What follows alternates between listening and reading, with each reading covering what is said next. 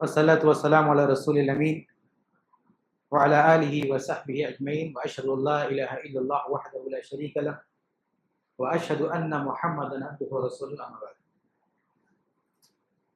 آج کی اس مجلس میں انشاءاللہ تبارک و تعالی کوشش ہوگی کہ ایک صحابہ میں سے ایک عظیم صحابی کی سیرت پر کچھ باتیں رکھیں، اور آخر میں وقت بچتا ہے تو انشاءاللہ ان کے تعلق سے جو شبہات پھیلائے جاتے ہیں اس میں سے کچھ شبہات کا ازالہ بھی آپ کے سامنے رکھیں۔ سب سے پہلے ہمیں اپنی ذہن میں یہ بات بٹھا لینا چاہیے کہ صحابہ کی شخصیت وہ شخصیت ہے، صحابہ کی شخصیات وہ شخصیات ہیں جن کے تعلق سے امت میں سے کسی کو یہ حق حاصل نہیں ہے کہ وہ اپنی ریسرچ، اپنی تحقیق سے ان کا مقام، ان کا اسٹیٹس طے کرے۔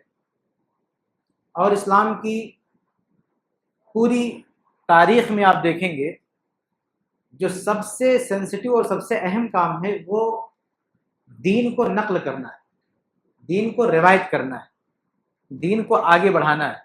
وہ دین جو اللہ تعالیٰ نے جبرائیل علیہ السلام کے ذریعے نبی تک پہنچایا، نبی نے صحابہ تک پہنچایا اور صحابہ نے آگے پہنچایا، پھر ایسے ایسے سلسلہ چلتا رہا جس کو ہم سند بولتے ہیں، حدیث کی سند۔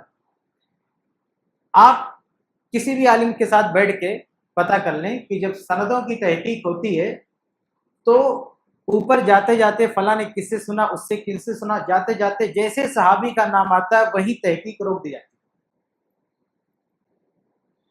اس کے بعد تحقیق بند ہو جاتی ہے۔ آج تک امت میں کوئی شخص ایسا نہیں پیدا ہوا جو صحابی کے نام آنے کے بعد وہاں بھی تحقیق کرنے لگ جائے کہ یہ جو صحابی کا نام آیا ہے یہ ان کو جاؤ چیک کریں، یہ کیسے تھے، اچھے تھے، برے تھے۔ نہ، صحابی سے نیچے تابعی ہوں، کتنے بڑے تابعی ہوں یا اتباع تابعین میں سے ہو، ان کی پوری زندگی کھنگالی جاتی ہے ان کی روایت قبول کرنے سے پہلے۔ یہ ہیں کون؟ ہر لحاظ سے، دینی لحاظ سے بھی اور ذہنی لحاظ سے بھی ٹٹولا جاتا ہے کہ کون؟ اطمینان ہونے کے بعد ان کی روایت قبول کی جاتی ہے، لیکن جیسے معاملہ صحابی تک پہنچتا ہے اس کے بعد کوئی تحقیق نہیں، کیونکہ صحابہ وہ شخصیات ہیں جن کا اسٹیٹس ہماری تحقیق سے طے نہیں ہوتا، اللہ رب العالمین اور اللہ کے رسول کے فرمان نے طے کر دیا ہے، ہمیں طے کرنے کی ضرورت نہیں۔ اللہ تعالیٰ نے قرآن میں کہا فَإِنْ آمَنُوا بِمِثْلِ مَا آمَنْتُمْ بِهِ فَقَدْ اهْتَدَوْا، کہ اگر لوگ اس طرح سے ایمان لے آئیں جس طرح اے صحابہ تم ایمان لائے ہو تو یہ ہدایت پر آ جائیں گے۔ تو صحابہ کو اللہ تعالیٰ نے معیار قرار دیا ہے کہ ہم ان کو نہیں چیک کریں گے بلکہ اپنے آپ کو چیک کریں گے ان کو دیکھ کے۔ اللہ فرماتا ہے کہ صحابہ کو نہیں چیک کرنا، خود کو چیک کرو صحابہ کو دیکھ کے۔ تمہاری سیرت، تمہارا اخلاق، تمہارا دین، تمہارا منہج صحابہ کرام سے میچ کرتا ہے کہ نہیں؟ اگر صحابہ کرام جیسا ہے تو ٹھیک ہے، ورنہ تم گمراہ ہے۔ اور اللہ کے رسول صلی اللہ علیہ وسلم کی جو حدیث ہے کہ پہلی امتوں میں 72 فرقے تھے، اس امت میں 73 ہوں گے۔ ترمذی کی روایت کی سند ضعیف ہے لیکن تاریخ واسط کی جو سند ہے وہ صحیح ہے۔ اس میں جب اللہ کے رسول صلی اللہ علیہ وسلم نے فرمایا کہ 73 فرقے ہوں گے، سب جہنم میں ہوں گے سوائے ایک کے، تو صحابہ کرام نے پوچھا کہ وہ فرقہ کون سا ہوگا؟ تو اللہ کے رسول صلی اللہ علیہ وسلم نے فرمایا کہ ما انا علیہ الیوم و اصحابی۔ اب یہ کتنی خوفناک بات ہے کہ جہنمی فرقے وجود میں آ جائیں گے، اس میں سے ایک ہے جو جنت میں جا سکتا، اس کی علامت کیا، اس کی پہچان کیا ہے کہ وہ صحابہ کے طریقے پر ہوگا۔ تو اب قرآن بھی کہہ رہا ہے کہ صحابہ معیار ہے تمہاری ہدایت کے، اور حدیث بھی کہہ رہی ہے کہ صحابہ معیار ہے تمہاری ہدایت کے۔ ایسی شخصیات کو آپ چیک کریں گے، تحقیق کریں گے، جن کے اسٹیٹس کو اللہ اس کے رسول نے طے کر دیا، اس طرح طے کر دیا کہ ان کو دیکھ کر تمہارے ایمان اور تمہارے ہدایت کا دار و مدار ان کی اخلاق و سیرت پر ہے، تو ان شخصیات پر تحقیق نہیں کی جاتی۔ ان شخصیات کے تعلق سے قرآن و حدیث میں جو نصوص ہیں ان پر ایمان لایا جاتا ہے۔ اس کے بعد کوئی کتنا بڑے سے بڑا عالم ہو اس پر بات ہو سکتی ہے، لیکن صحابہ پہ، اور یہ ان صحابہ میں، اس جماعت میں تمام صحابہ شامل، چھوٹے بڑے سارے کے سارے صحابہ شامل۔ یہ ایک عمومی لحاظ سے میں نے آپ کے سامنے بطور تمہید یہ بات رکھ دی ہے کہ کوئی بھی صحابی ہو، آپ صحابہ کے تعلق سے کوئی ریسرچ، کوئی تحقیق سامنے نہیں لا سکتے۔ اللہ اس کے رسول نے جو کہا ہے اس پر ہمیں ایمان لانا ہے۔ कैसा भी उनका मामला हो। इसीलिए जो हमारी उलमा हैं, सलफ के उलमा हैं, वो सब ये कहते आए हैं कि सहाबा रजी अल्लाह ताला अन्हुम की जब बात आए तो अपनी जबान बंद रखो। जबान बंद रखने का मतलब यह है कि उन पर अपना कोई मुहासबा, अपना कोई मुहाकमा मत पेश करो। जो अल्लाह उसके रसूल ने कहा उस पर ईमान लाओ। बहुत हो सकता है तो किसी सहाबी ने किसी सहाबी के बारे में कुछ कहा, उसे आप बयान कर सकते हैं, लेकिन आप खुद तज्जिया करके और स्टेटस देकर कि सहाबी ऐसे हैं, ये इजाजत किसी को नहीं है। ये किसी शख्स के लिए जायज नहीं है कि वो अपनी सवाबदी से और खुद ये तय करे कि ये सहाबी कैसे। नहीं, अल्लाह उसके रसूल ने तय कर दिया, ये सहाबे कराम ने बता दिया कौन कैसे, हम उसमें कुछ नहीं कर सकते। ये तमाम सहाबा रजी अल्लाह अन्हुम के ताल्लुक से है। हम बात करेंगे आज के दर्स में एक सहाबी के ताल्लुक से जिनका नाम है मुआविया बिन अबी सुफियान रजी अल्लाह ताला। मुआविया रजी अल्लाह ताला अन्हु का अगर हम खानदान देखें तो ऊपर और नीचे दोनों एतबार से अल्लाह के नबी सल्लल्लाहु अलैहि वसल्लम के खानदान से इनका ताल्लुक है। आप ऊपर जाएंगे तो अब्द मनाफ के जो लड़के थे, अल्लाह के नबी सल्लल्लाहु अलैहि वसल्लम का जो खानदान है वहां जाके जुड़ता है। अब मुआविया रजी अल्लाह तआला का खानदान देखिए तो वो नसब भी वहीं जाके मिलता है। अब्द शम्स के खानदान से उस्मान रजी अल्लाह तआला अन्हु, मुआविया रजी अल्लाह तआला अन्हु, और सिर्फ वालिद की नसब से नहीं, अबू सुफियान रजी अल्लाह तआला अन्हु की नसब से नहीं, बल्कि अपनी वालिदा हिंद रजी अल्लाह तआला अन्हा का नसब भी जाके वहां मिल जाता है। यानी बोथ साइड, दोनों तरफ से जाके अल्लाह के नबी के खानदान से जुड़ जाते हैं, माँ की तरफ से भी और बाप की तरफ से भी। ये इनका खानदान है मुआविया रजी अल्लाह तआला अन्हु। नीचे आप देखेंगे तो मैं हबीबा रजी अल्लाह अन्हा जो मुआविया रजी अल्लाह तआला अन्हु की बहन है, उनकी शादी अल्लाह के नबी सल्लल्लाहु अलैहि वसल्लम से हुई। ये बहुत बड़ी शर्फ की बात है, आप उनके सगे भाई हैं। इसीलिए अहले इल्म ने लिखा है कि मुआविया रज़ी अल्लाह अन्हु खालुल मुमिनीन, मोमिनीन के मामू हैं। मामू अब्दुल्ला बिन उमर रज़ी अल्लाह तआला अन्हु भी। कुछ लोग एतराज करते हैं कि आप उनको क्यों नहीं मामू कहते। भाई मसला ये है कि अब्दुल्ला बिन उमर रज़ी अल्लाह तआला अन्हु के ताल्लुक से वो शुबहात, वो इश्कालात और लोग ने खुराफात नहीं फैलाई। इसलिए उलमा या अहले सुन्नत उनके नाम को लेकर इस तरह की ये सारी बातें ढूंढ ढूंढ के नहीं लाते। लेकिन चूंकि मुआविया रजी अल्लाह तआला अन्हु को बड़े पैमाने पे बदनाम करने की कोशिश की जाती तो एक एक चीज अहले सुन्नत गिनाते हैं। तो ये जो रिश्ता है उसको भी अहले सुन्नत गिनाते हैं ताकि मुआविया रजी अल्लाह अन्हु के बारे में सबको पता चल सके कि ये है कौन। ताकि ऐसा नहीं कि दूसरे सहाबे कराम के फजाइल से कोई आंख बंद किए, नहीं, लेकिन जरूरत नहीं है। यहाँ जरूरत है कि मुआविया रज़ी अल्लाह अन्हु के मकाम को, उनकी एक एक फजीलत को, उनकी एक एक बात को लोगों के सामने रखा जाए। तो अगर हम इनके खानदान की बात करते हैं तो ऊपर के लिहाज से भी और नीचे के लिहाज से भी अल्लाह के नबी सल्लल्लाहु अलैहि वसल्लम के खानदान से रिश्ता है। और अल्लाह के नबी सल्लल्लाहु अलैहि वसल्लम की हदीस भी है कि हर खानदान, हर नस्ब खत्म हो जाएगा, लेकिन जो हमारा नस्ब है और सहर, नस्ब और सहर, ये रिश्ता, सहरी रिश्ता हो, ससुराली रिश्ता हो या खून का रिश्ता हो, ये रिश्ता बाकी रहे। ये खानदान के एतबार से बात होगी। आगे बढ़ते हैं। अगर हम इनके इस्लाम की बात करें तो मुआविया रजी अल्लाह तआला अन्हु खुद सहाबी हैं, इनके वालिद भी सहाबी और सहाबी के बेटे मुआविया रजी अल्लाह तआला। इस बात पर सबका इत्तेफाक है कि फतेह मक्का के वक्त इस्लाम इन्होंने जाहिर कर दिया, इस पे किसी का इख्तलाफ नहीं। हाँ, इख्तलाफ ये है कि उससे पहले इस्लाम लाए थे कि नहीं। बाद मुअर्रिखीन ने लिखा है कि मुआविया रजी अल्लाह तआला अन्हु फतेह मक्का से पहले ही इस्लाम ला चुके थे, लेकिन उसको छुपा के रखा था, उसको ओपन नहीं किया था क्योंकि इनका खानदान अभी गैर मुस्लिम था।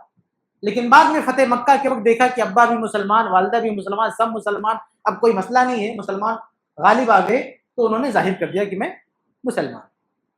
तो फतेह मक्का के वक्त उनका इस्लाम वाज़ेह हो गया, इसमें तो किसी का इख्तलाफ नहीं।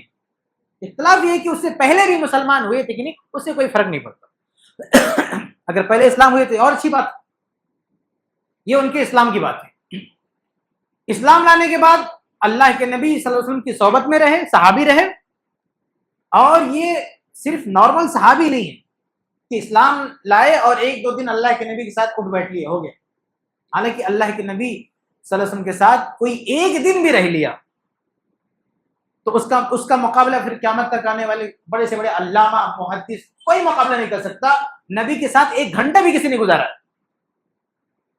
نبی کے ساتھ کسی صحابی نے ایک گھنٹہ بھی گزارا ہے، بعد کے لوگ صدیاں اپنا پوری زندگی صرف کرتے ہیں دین کی خدمت میں، اس صحابی کے مقام کو نہیں پہنچ سکتے۔ لیکن معاویہ رضی اللہ تعالیٰ عنہ اللہ کے نبی کے ساتھ صرف ایک گھنٹہ گزارنے والے نہیں، ایک دو دن رہنے والے نہیں۔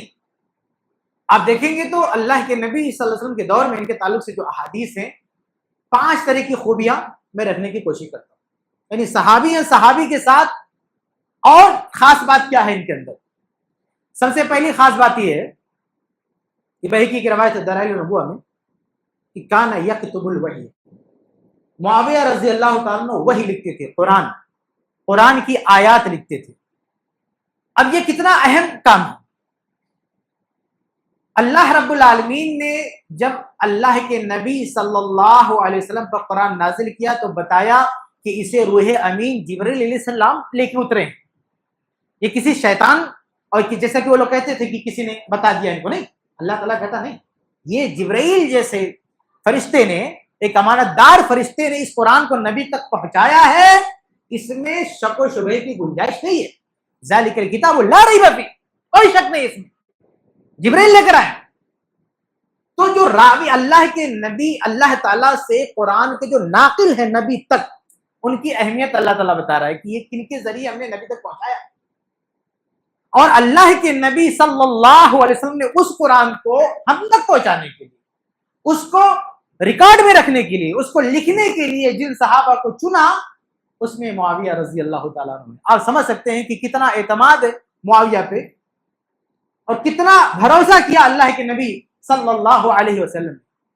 بعض لوگ سوال کرتے ہیں کتنی آیتیں لکھا، 2-3 آیتیں لکھا ہوگا۔ ارے بھائی چاہے ایک ہی حرف لکھا ہو، لیکن اللہ کے کلام کے لیے، اللہ کے کلام کا کوئی بھی حصہ اگر معاویہ سے بھی لکھوایا ہے، اس کا مطلب کیا ہے کہ اس معاملے میں ہمارے نبی نے معاویہ رضی اللہ تعالیٰ کو اس لائق سمجھا ہے کہ یہ اللہ کے کلام کو ریکارڈ کریں گے، اس میں کوئی گڑبڑی نہیں کریں گے۔ یہ بہت بڑی بات ہے معاویہ رضی اللہ عنہ کی، صحابی ہونے کے ساتھ ساتھ کاتب وحی۔ دوسری خاص بات صحابی ہونے کے ساتھ ساتھ یہ راوی حدیث بھی ہیں، صرف قرآن نہیں لکھا، اللہ کے رسول صلی اللہ علیہ وسلم کی احادیث کو بھی روایت کیا، امت تک پہنچایا ہے۔ حدیث کی جو ٹاپ 6 بکس ہیں، 6 کتابیں کتب 6، ان میں سے کوئی کتاب ایسی نہیں ملے گی جس میں معاویہ رضی اللہ تعالیٰ عنہ کی روایتیں نہ ہوں۔ ان کی روایتیں ملیں گی کسی بھی سند سے، کسی بھی طریقے سے، لیکن ان کی روایت کردہ حدیثیں پوری 6 کتابوں میں آپ کو ملیں گی، بخاری میں، مسلم میں، صحیحین میں ان کی روایتیں موجود ہیں، معاویہ رضی اللہ تعالیٰ عنہ کی حدیثیں موجود ہیں، اور بہت اہم مسائل میں ان کی حدیثیں موجود ہیں۔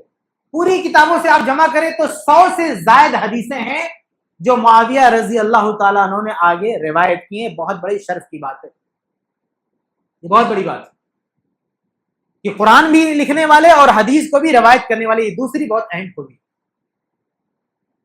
معاویہ رضی اللہ عنہ کی تیسری بہت اہم خوبی ہے کہ وہ اللہ کے نبی کے دور میں اسلامی جنگوں میں شریک رہے۔ اسلامی جنگوں میں شرکت کا مطلب جانتے ہیں کہ ایک آدمی دین کے لیے اپنی جان کی بازی لگانے کے لیے تیار ہے۔ یہ سب سے بڑی قربانی اور سب سے بڑا قدم ہے ایک مسلمان کو، کہ وہ میدان جنگ میں دشمن سے بھیڑنے کے لیے اتر جائے جہاں سے زندہ گھر واپس ہونے کی گارنٹی نہیں ہے۔ اس سے بڑی فضیلت کیا ہو سکتی، اس سے بڑا مقام کیا ہو سکتا کہ آدمی نے اپنی جان کو داؤ پہ لگا دیا دین کی خاطر۔ تو اللہ کے نبی صلی اللہ علیہ وسلم کے دور میں جو جنگیں ہوئی ہیں، معاویہ رضی اللہ عنہ نے شرکت کی، اللہ کے نبی کے ساتھ بھی شرکت کی ہے۔ اسی صحابی کے ساتھ ایک اور پلس چیز ہے، تو قرآن لکھنے والے، حدیث کے راوی، جنگ میں بھی شریک ہوئے معاویہ رضی اللہ تعالیٰ عنہ۔ اس کے ساتھ ایک چوتھی بات یہ کہ معاویہ رضی اللہ تعالیٰ عنہ کو اللہ کے رسول صلی اللہ علیہ وسلم بعض اہم ضرورتوں کے تحت طلب کیا کرتے تھے۔ کچھ ضرورتوں کو پورا کرنے کے لیے ان کو بلایا کرتے تھے کہ بلا کے لاؤ معاویہ کو. خصوصی کام پڑتا تھا. یہ خاص تعلق کو بتاتا ہے. صحیح مسلم کی حدیث ہے نا کہ اللہ کے رسول صلی اللہ علیہ وسلم نے عبداللہ بن عباس رضی اللہ تعالیٰ عنہ کو بھیجا، کہا جاؤ معاویہ کو بلا کے لاؤ. عبداللہ بن عباس رضی اللہ تعالیٰ عنہ آتے ہیں اور پھر لوٹ کے آ جاتے ہیں اور کہتے ہیں معاویہ کھانا کھا رہے. اب یہاں پہ جو روافض لوگ ہیں وہ اس میں ڈنڈی مارتے ہیں، کہتے ہیں معاویہ کو بلائے نہیں آیا. جبکہ روایت میں یہ نہیں ہے کہ ابن عباس رضی اللہ تعالیٰ عنہ گھر گئے اور معاویہ رضی اللہ عنہ سے کہہ دیا کہ آپ کو نبی بلا رہے. نہیں، گھر پہ گئے، دیکھا کھانا کھا رہے ہیں، واپس آئے. میسج وہاں تک نہیں پہنچایا کہ نبی آپ کو بلا رہے ہیں. یہ ہو ہی نہیں سکتا کہ معاویہ یہ سن لے کہ نبی نے بلایا ہے اور وہ بیٹھ کے کھانا کھائے. نہیں ہو سکتا. اللہ کے نبی صلی اللہ علیہ وسلم نے دوبارہ بھیجا. آپ سوچیں کہ کام کتنا اہم تھا. کہا جاؤ پھر سے بلا کے لاؤ. عبداللہ بن عباس رضی اللہ تعالیٰ عنہ کون ہے؟ اہل بیت میں سے، نبی کے گھرانے میں سے، اپنے گھر کے اہل بیت کے ایک بہت اہم شخص کو بھیج رہے ہیں، جاؤ بلا کے لاؤ. دوسری بار بھی آ کے کہتے ہیں وہ تو بھی کھانا کھایا. تو اللہ کے نبی صلی اللہ علیہ وسلم نے کہا کہ لا اشبع اللہ بطنہ، اللہ معاویہ کا پیٹ نہ بھرے. اب اس جملے کو بھی لے کے کچھ لوگ اڑ گئے کہ دیکھو اللہ کے نبی صلی اللہ علیہ وسلم نے بد دعا دی. یہ بد دعا کیسے بھائی؟ کسی کے بارے میں یہ کہنا کہ اللہ ان کا پیٹ نہ بھرے، تو پیٹ نہ بھرنا یہ اچھی بات ہے کہ خراب بات؟ ایک آدمی ہے جو پیٹ بھر کے اوور لمٹ، مطلب ایک دم پیٹ بھر لیتا ہے، سانس لینے کی جگہ نہیں، اور ایک آدمی کنٹرول میں کھاتا ہے. دونوں میں اچھا کون ہے؟ جس کا پیٹ نہیں بھرا. ترمذی وغیرہ کی حدیث اللہ کے نبی صلی اللہ علیہ وسلم نے بیان فرمایا، شیخ البانی رحمہ اللہ صحیح قرار دیا کہ جس کا اس دنیا میں پیٹ بھر گیا نا، آخرت میں پیٹ نہیں بھرے گا. تو دنیا میں پیٹ بھر جانا یہ کوئی اچھی بات نہیں ہے، پیٹ نہ بھرنا یہ اچھی بات ہے. اسی لیے یہ حدیث جو صحیح مسلم میں ہے نا، صحیح مسلم سے پہلے مسند ابی داؤد الطیالسی میں روایت موجود ہے. صحیح مسلم سے پہلے یہ کتاب لکھی گئی، مسند ابی داؤد الطیالسی، صحیح مسلم سے پہلے لکھی گئی یہ کتاب. اور اس کتاب کے راوی اس حدیث کو جب نقل کرتے تو آگے اپنا کمنٹ بھی شامل کرتے اور کہتے، اور یہ وہ محدث ہیں جو اپنے زمانے کے بڑے بڑے علماء میں شمار ہوتے ہیں. وہ کہتے ہیں کہ اللہ کے رسول صلی اللہ علیہ وسلم نے جو یہ کہا ہے کہ اللہ معاویہ کا پیٹ نہ بھرے، اس لیے کہا ہے کہ اگر ان کا پیٹ بھر جاتا تو ان کے لیے اچھی بات نہیں ہوتی. کیونکہ قیامت میں جس کا پیٹ دنیا میں بھر گیا قیامت میں نہیں بھرے گا. اللہ کے نبی صلی اللہ علیہ وسلم بھی کبھی پیٹ بھر کے کھانا نہیں کھاتے تھے. کہتے معاویہ کا پیٹ کبھی نہیں بھرا. کہتے کچھ روایتیں ملتی ہیں کہ اللہ کے نبی نے دعا کی کبھی معاویہ کا پیٹ نہیں بھرا. اس میں کوئی غلط بات ہے؟ یہ بتاؤ اللہ کے نبی اپنی زندگی میں کبھی پیٹ بھر کے کھانا کھایا ہمارے نبی نے؟ تو یہ ایک دعائیہ جملہ ہے. اللہ کے نبی نے دعا دی ہے. کس چیز کی دعا؟ پیٹ نہ بھرے. یہ اچھی بات ہے، غلط بات کیسے؟ یہ ہم نہیں کہہ رہے ہیں. اس حدیث پر سب سے پہلے جس محدث نے کوئی کمنٹ کیا، کوئی شرح کی ہے، یہی شرح کی، یہی تشریح کی ہے کہ یہ دعا ہے، بد دعا نہیں. تو بعد کے لوگوں نے یہ کہنا شروع کیا کہ اللہ کے نبی نے غصے میں جملہ بول دیا. اب اللہ کے نبی غصے میں بھی بولے تو لوگوں کے لیے رحمت کی بات ہوتی ہے. چلو یہ بھی ایک توجیہ ہے، لیکن یہ بات کے علماء کی توجیہ ہے. سب سے پہلے جو توجیہ علماء کی طرف سے ملتی ہے، اس روایت کی جو شرح ملتی ہے، وہ یہ کہ یہ جملہ دعائیہ ہے، بد دعا نہیں ہے. یہ صحیح مسلم سے پہلے کی بات نہیں کہہ رہا.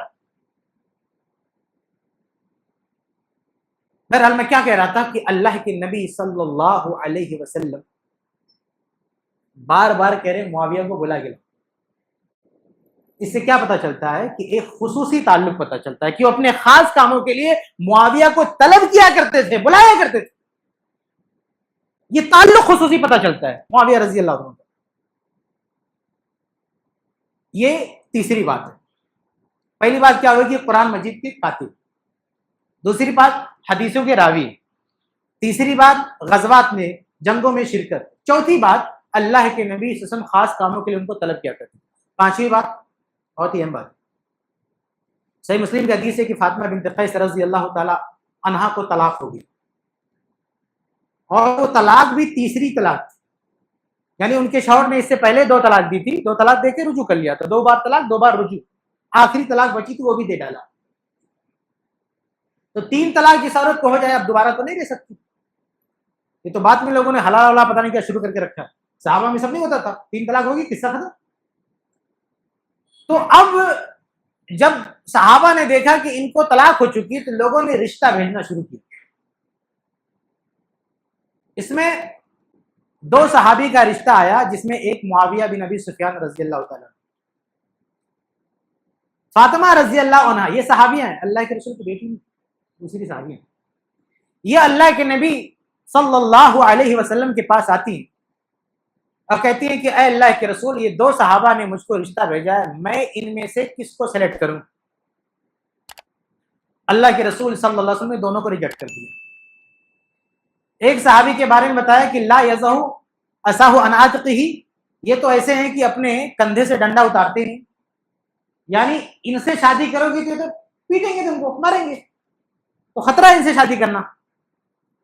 اور دوسرے ہیں معاویہ, تو اما معاویہ تو فسعلوا کل ما له, معاویہ فقیر آدمی, اس کے پاس پیسہ ہی نہیں ہے, اس سے شادی کرو گی خرچے کا کوئی مسئلہ رہے گا, پھر کوئی امن ہوگی. اصل میں اللہ کے نبی صلی اللہ علیہ وسلم دیکھ رہے ہیں نا کہ یہ وہ خاتون ہے جن کی آلریڈی 3 طلاق ہو چکی ہے, اس لیے اب نیا رشتہ ایسا ہونا چاہیے کہ کوئی گڑبڑ نہ ہو, ہاں ٹھیک ٹھاک بندہ ہو, تاکہ یہاں رشتہ چل سکے. عالم ٹوٹ چکا تو سیو, حالانکہ فقیر ہونا کوئی بری بات نہیں ہے, لیکن سچویشن اللہ کے نبی دیکھ رہے ہیں کہ ان کی طلاق 3 بار ہو چکی ہے, تو اب اگر کوئی نیا بندہ ان کے ساتھ جڑے تو کم سے کم اب وہ نوبت نہ آئے, اس لیے ہر طرح سے بہتر آدمی کے ساتھ جن کی جوڑی بنے.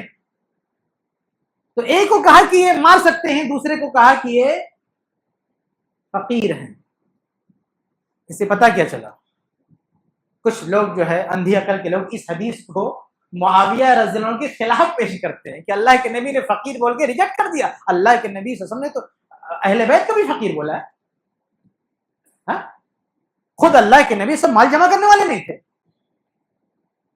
یہ معاویہ رضی اللہ عنہ کے عیب کی بات نہیں, بہت بڑی فضیلت کی بات ہے. سب سے زیادہ اگر کسی کی چھان پھٹک ہوتی ہے نا تو شادی کے ٹائم پہ ہوتی ہے. ہم لوگ بھی رشتہ کریں گے, اپنی بیٹی بہن کسی کو دیں گے تو اچھی طرح سے ٹٹولیں گے نا کون ہے. اور جب اللہ کے رسول امام الانبیاء کسی رشتے کی چھان بین کر رہے ہیں تو پوری شخصیت میں اس کے علاوہ کوئی عیب نہیں دکھ رہا ہے کہ مال نہیں ہے, یہ نہیں کہا ایمان نہیں ہے, یہ نہیں کہا اخلاق کمزور ہے, یہ تک نہیں کہا کہ مارنے والے بیوی کو. دینی اعتبار سے یا اخلاقی اعتبار سے کوئی عیب لگایا؟ معاویہ رضی اللہ عنہ کا رشتہ ریجیکٹ کیا, لیکن ریجیکٹ کی وجہ ایمان کمزور ہے, اخلاق کمزور ہے, کچھ نہیں, صرف مسئلہ یہ ہے کہ مال نہیں ہے. مال نہ ہونا کوئی عیب ہی نہیں ہے, یہ پرابلم معاویہ رضی اللہ تعالیٰ عنہ کی نہیں ہے. مسئلہ جن سے شادی کرنا جو خاتون, اللہ کے نبی نہیں چاہتے کہ ان کے ساتھ شادی ہو جائے تو مال کی وجہ سے یہاں بھی کوئی مسئلہ آ جائے. 3 جگہ رشتہ ٹوٹ چکا ہے, اب یہاں کوئی عیب تو نہیں ہے, لیکن مال کا مسئلہ کہیں یہاں بھی رشتے کو خراب نہ کر دے. اس لیے اللہ کے رسول, باقی تو کتنے صحابہ کرام کی شادی اللہ کے نبی کتنے کرائی, کوئی مال نہیں ہے, یہاں کیوں مال کی کرے اللہ کے رسول؟ تاکہ وہ صحابیہ کو دیکھ کے کر رہے ہیں, نہ کہ معاویہ کو دیکھ کے کر رہے ہیں. تو مال نہ ہونا معاویہ کی کوئی پرابلم نہیں ہے, ان کا کوئی مسئلہ نہیں ہے. تو یہ بہت بڑی فضیلت کی بات ہے کہ اللہ کے نبی صلی اللہ علیہ وسلم نے اپنی زندگی میں جہاں موقع تھا کہ ان کا کوئی عیب بتایا جاتا, بھائی اہل علم نے لکھا ہے کہ غیبت کرنا جائز نہیں, لیکن شادی کے موقع پہ عیب بتانا یہ ضروری ہے آپ کے لیے. اگر کوئی آپ سے رائے مشورہ کر رہا ہے تو آپ کے لیے ضروری ہے کہ اس کے اندر کوئی عیب جانے تو آگاہ کر دے. یہ سارے علماء نے لکھا, سارے علماء نے لکھا ہے کہ آپ سے اگر کوئی انکوائری کر رہا ہے کہ میں اس کو اپنی بیٹی دینے والا ہوں یا بہن دینے والا ہوں, آپ اس کے بارے میں بتاؤ, ایسے موڑ پر آپ اس کا کوئی عیب چھپا نہیں سکتے, آپ کو بتانا ہے. اللہ کے رسول صلی اللہ علیہ وسلم سے پوچھا جا رہا ہے, معاویہ کا رشتہ آ رہا ہے, اللہ کے نبی صلی اللہ علیہ وسلم نے کوئی عیب نہیں بتایا. اگر عیب ہوتا تو نبی بتاتے, اگر عیب ہوتا تو نبی چھپا سکتے تھے, نہیں بتاتے.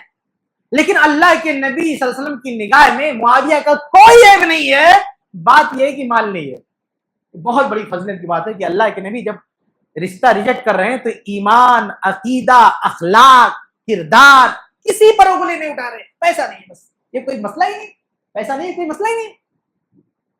بہت سارے صحابہ کرام کے پاس پیسہ نہیں تھا، کوئی مسئلہ نہیں.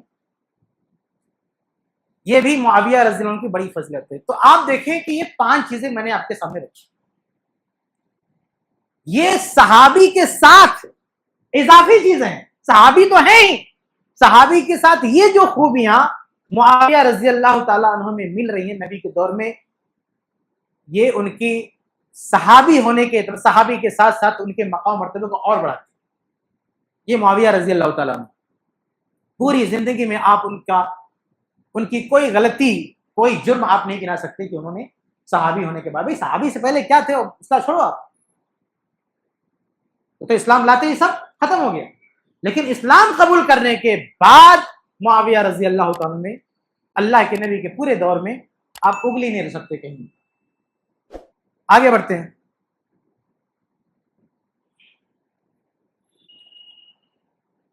اللہ کے رسول صلی اللہ علیہ وسلم کی وفات کے بعد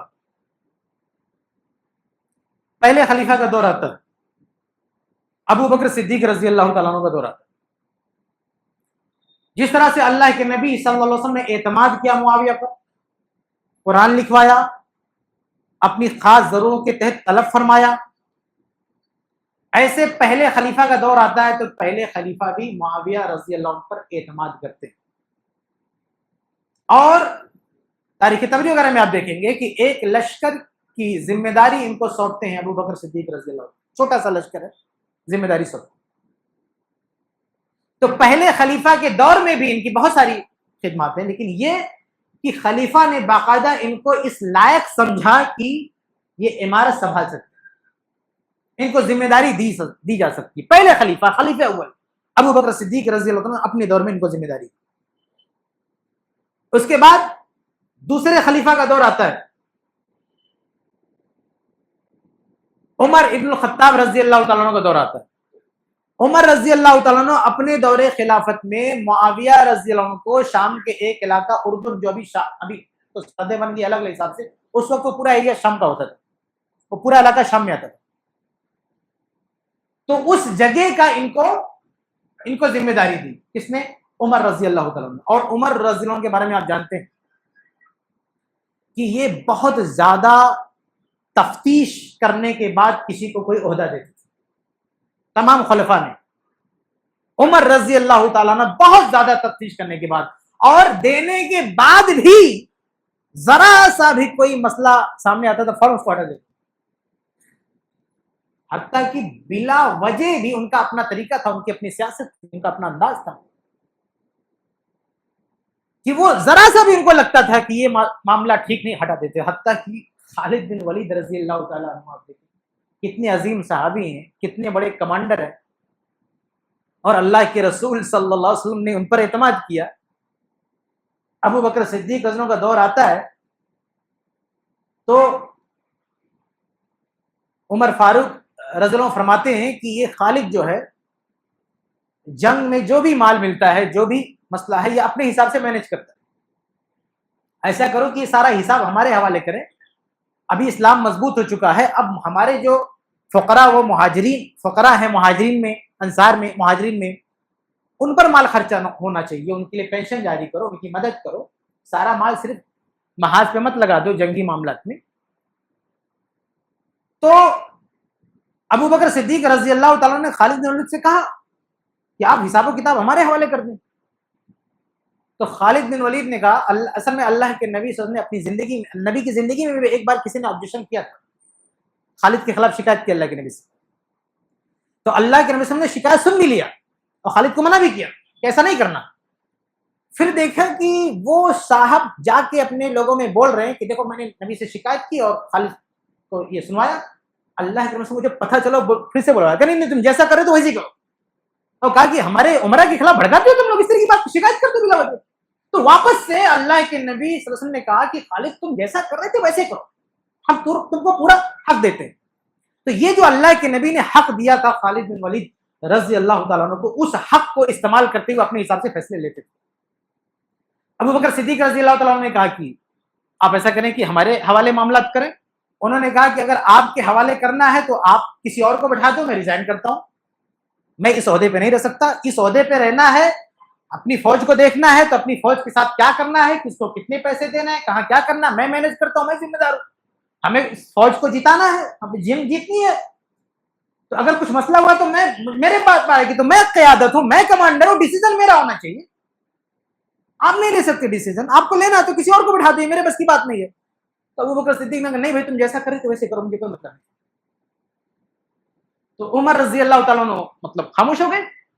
اب عمر رضی اللہ تعالیٰ عنہ کا دور آیا تو انہوں نے پھر وہی بات اٹھائی, کہا خالد یہ جو ہمارے صحابہ ہیں غریب مسکین, اب یہ بھی عمر فاروق کی نیت بھی بہت اچھی ہے, ان کو خالد سے کوئی پرابلم تھوڑی ہے کہ بھائی جو غربت ہے اس کو دور کیا جائے, صحابہ کی مدد کی جائے, اسلام مضبوط ہو چکا ہے.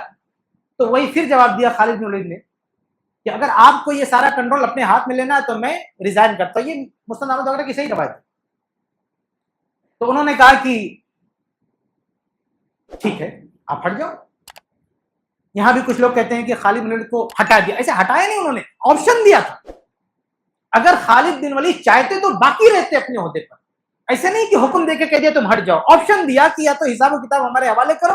انہوں نے پھر خالد بن ولید نے آپشن دیا کہ اگر آپ کو یہ کرنا ہے تو پھر کسی اور کو بٹھا دو, میں اس عہدے پہ نہیں رکھتا. انہوں نے کہا ٹھیک ہے تم ہٹ جاؤ, دوسرے کو بٹھا دیا, ان کو ہٹا دیا. بہرحال میں بات دوسری طرف جا رہی, میں کہہ رہا تھا کہ اتنے بڑے صحابی, اتنے بڑے کمانڈر کو بھی عمر ابن الخطاب رضی اللہ عنہ ہٹا دیتے تھے. بلکہ صحیح بخاری کا حدیث ہے نا کہ کوفہ کے جو امیر تھے سعد رضی اللہ تعالیٰ عنہ, ان کے خلاف کمپلین دی کوفہ نے, جھوٹی کمپلین, جھوٹی شکایت, بالکل بیکار شکایت. اور عمر رضی اللہ تعالیٰ نے انکوائری بھی کروائی, پتہ چلا سارے الزامات بے بنیاد ہے, پھر بھی ان کو ہٹا دیا. پھر بھی ان کو ہٹا دیا کس نے؟ عمر رضی اللہ تعالیٰ عنہ نے. لیکن حالانکہ جانتے تھے کہ ان کے اندر کوئی مسئلہ نہیں, لیکن جب ذمہ داری دی معاویہ رضی اللہ تعالیٰ عنہ کو, تو یہ ہوتا ہے نا, دیکھیے کوئی آدمی کسی فیلڈ میں بہت زیادہ فضل و کمال والا ہوتا ہے, کوئی سیاست میں بڑا ماہر ہوتا ہے, کسی کو مینج کرنا آتا ہے, وہ ایک الگ دنیا ہے.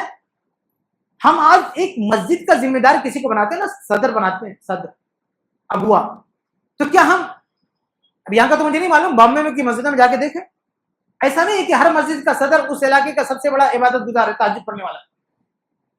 دیکھتے اس آدمی کو ذمہ داری دیتے ہیں جو اچھے سے اس کو مینج کر سکتا ہے. یہ ایک الگ دنیا ہے. تو معاویہ رضی اللہ تعالیٰ عنہ کو ذمہ داری دی, امیر بنایا, انہوں نے اچھا مطلب اچھے سے اپنی ذمہ داری نبھائی, کوئی کمپلین نہیں آئی. اس کے بعد میں جو امیر کے شام کے جو امیر تھے نا, ان کے بڑے بھائی یزید بن ابی سفیان رضی اللہ عنہ, یہ یزید بن معاویہ نہیں, معاویہ کے بیٹے کی بات نہیں ہو رہی, وہ تو صحابی نہیں, یہ معاویہ کے بھائی کی بات ہو رہی, ان کا نام بھی یزید تھا, یزید بن ابی سفیان, ابو سفیان کے دوسرے بڑے بیٹے یزید, انہی پر معاویہ نے اپنے بیٹے کا نام یزید رکھا تھا, اپنے بڑے بھائی کے نام پہ رکھا تھا. تو یزید صرف ایسا نہیں ہے کہ معاویہ کے بیٹے کا نام ہے, صحابی کا نام بھی یزید ہے.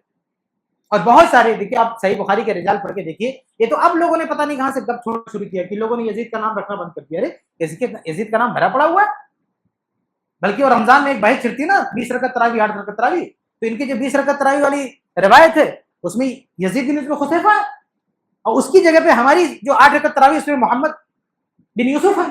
اس لیے میں اکثر کہتا رہتا ہوں کہ ہماری 8 رکعت والی سند محمدی سند ہے, تمہاری سند یزیدی ہے. 20 رکعت والی سند یزیدی, اس میں یزید ہے. ایک اور روایت موتا اس میں بھی یزید بن ہارون, ایک اور روایت ہے 24 رکعت, اس میں بھی یزید ہے. تو ان کی 20 والی رکعت 24 والی سب میں یزید بڑا پڑا ہوا ہے. اور پتہ نہیں کیسے لوگ کہتے ہیں کہ یزید نام رکھنا لوگوں نے بند کر دیا. ہماری جو 8 رکعت تراویح اس میں کہیں یزید نہیں ہے, محمد بن حنفیہ, محمد بن یوسف ہے. بہرحال بات دوسری طرف جا رہی ہے, میں پلٹتا ہوں کہ یہ یزید معاویہ کے بھائی ہیں, ان کا وہ شام کے امیر تھے. دیکھیے اس خاندان کو عمارت پہلے سے لوگ سونپتے رہے.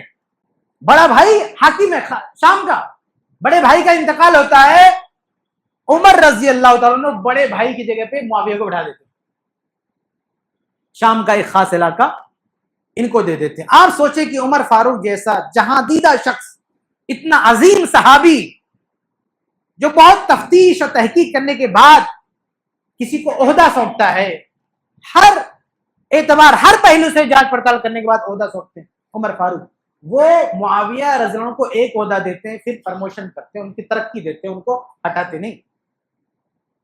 اور آخری عمر تک عمر رضی اللہ تعالیٰ نے اپنے پورے دور خلافت میں بہتوں کو عہدے دیے، ہٹایا، لیکن معاویہ رضی اللہ عنہ کو جو عہدہ دیا تو ان کا پروموشن کیا، ہٹایا نہیں، ترقی دی. ان کو ہٹایا نہیں بلکہ ان کو ترقی دیا.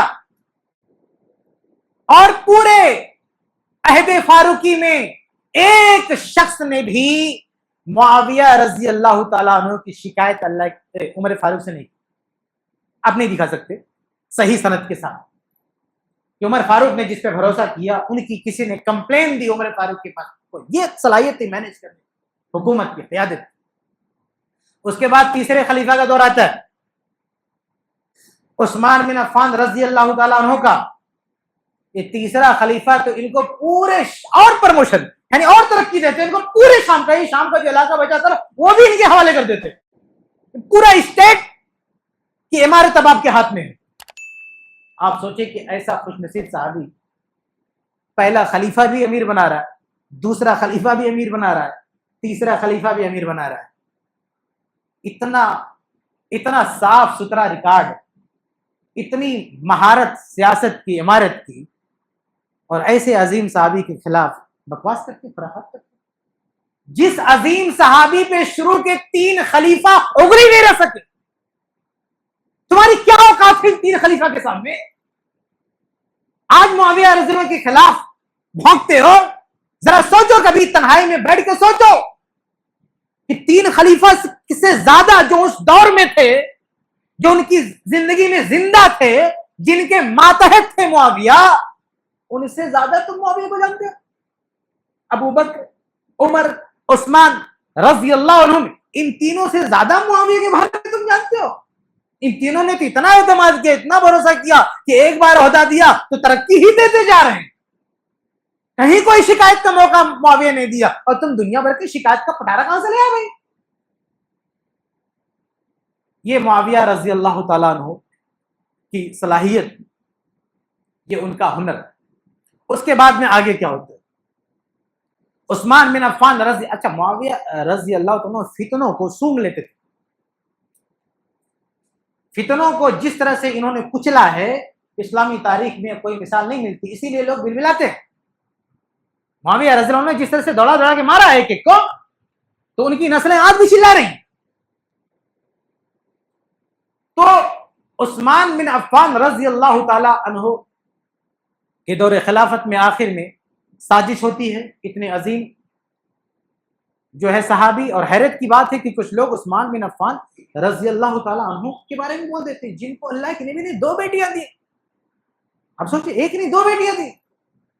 آپ سوچیں کہ نبی نے امام الانبیاء اپنی سگی اولاد کو، اپنے خون کو جس کی نکاح میں دیتا ہے. نبی جانے دیں، آج ہم اپنی بیٹی کو کسی کو دیں گے تو کتنا جانچ پڑتال کرتے ہیں. سوچیں ہماری کیا حیثیت ہے، لیکن ہم اگر اپنی بیٹیوں کی شادی کسی سے کرنا چاہیں گے تو ہر کسی کے ہاتھ میں تو نہیں دے دیں گے. تو امام الانبیاء جو نبیوں کے امام ہے، وہ ایک بیٹی دے رہے ہیں، دوسری بھی دے رہے ہیں. اتنا عظیم صحابی عثمان بن عفان رضی اللہ تعالیٰ، جن پر نبی کا اتنا بڑا اعتماد، 2 بیٹے دے دیا، ان کے خلاف بھی لوگ زبان کھول دیتے ہیں.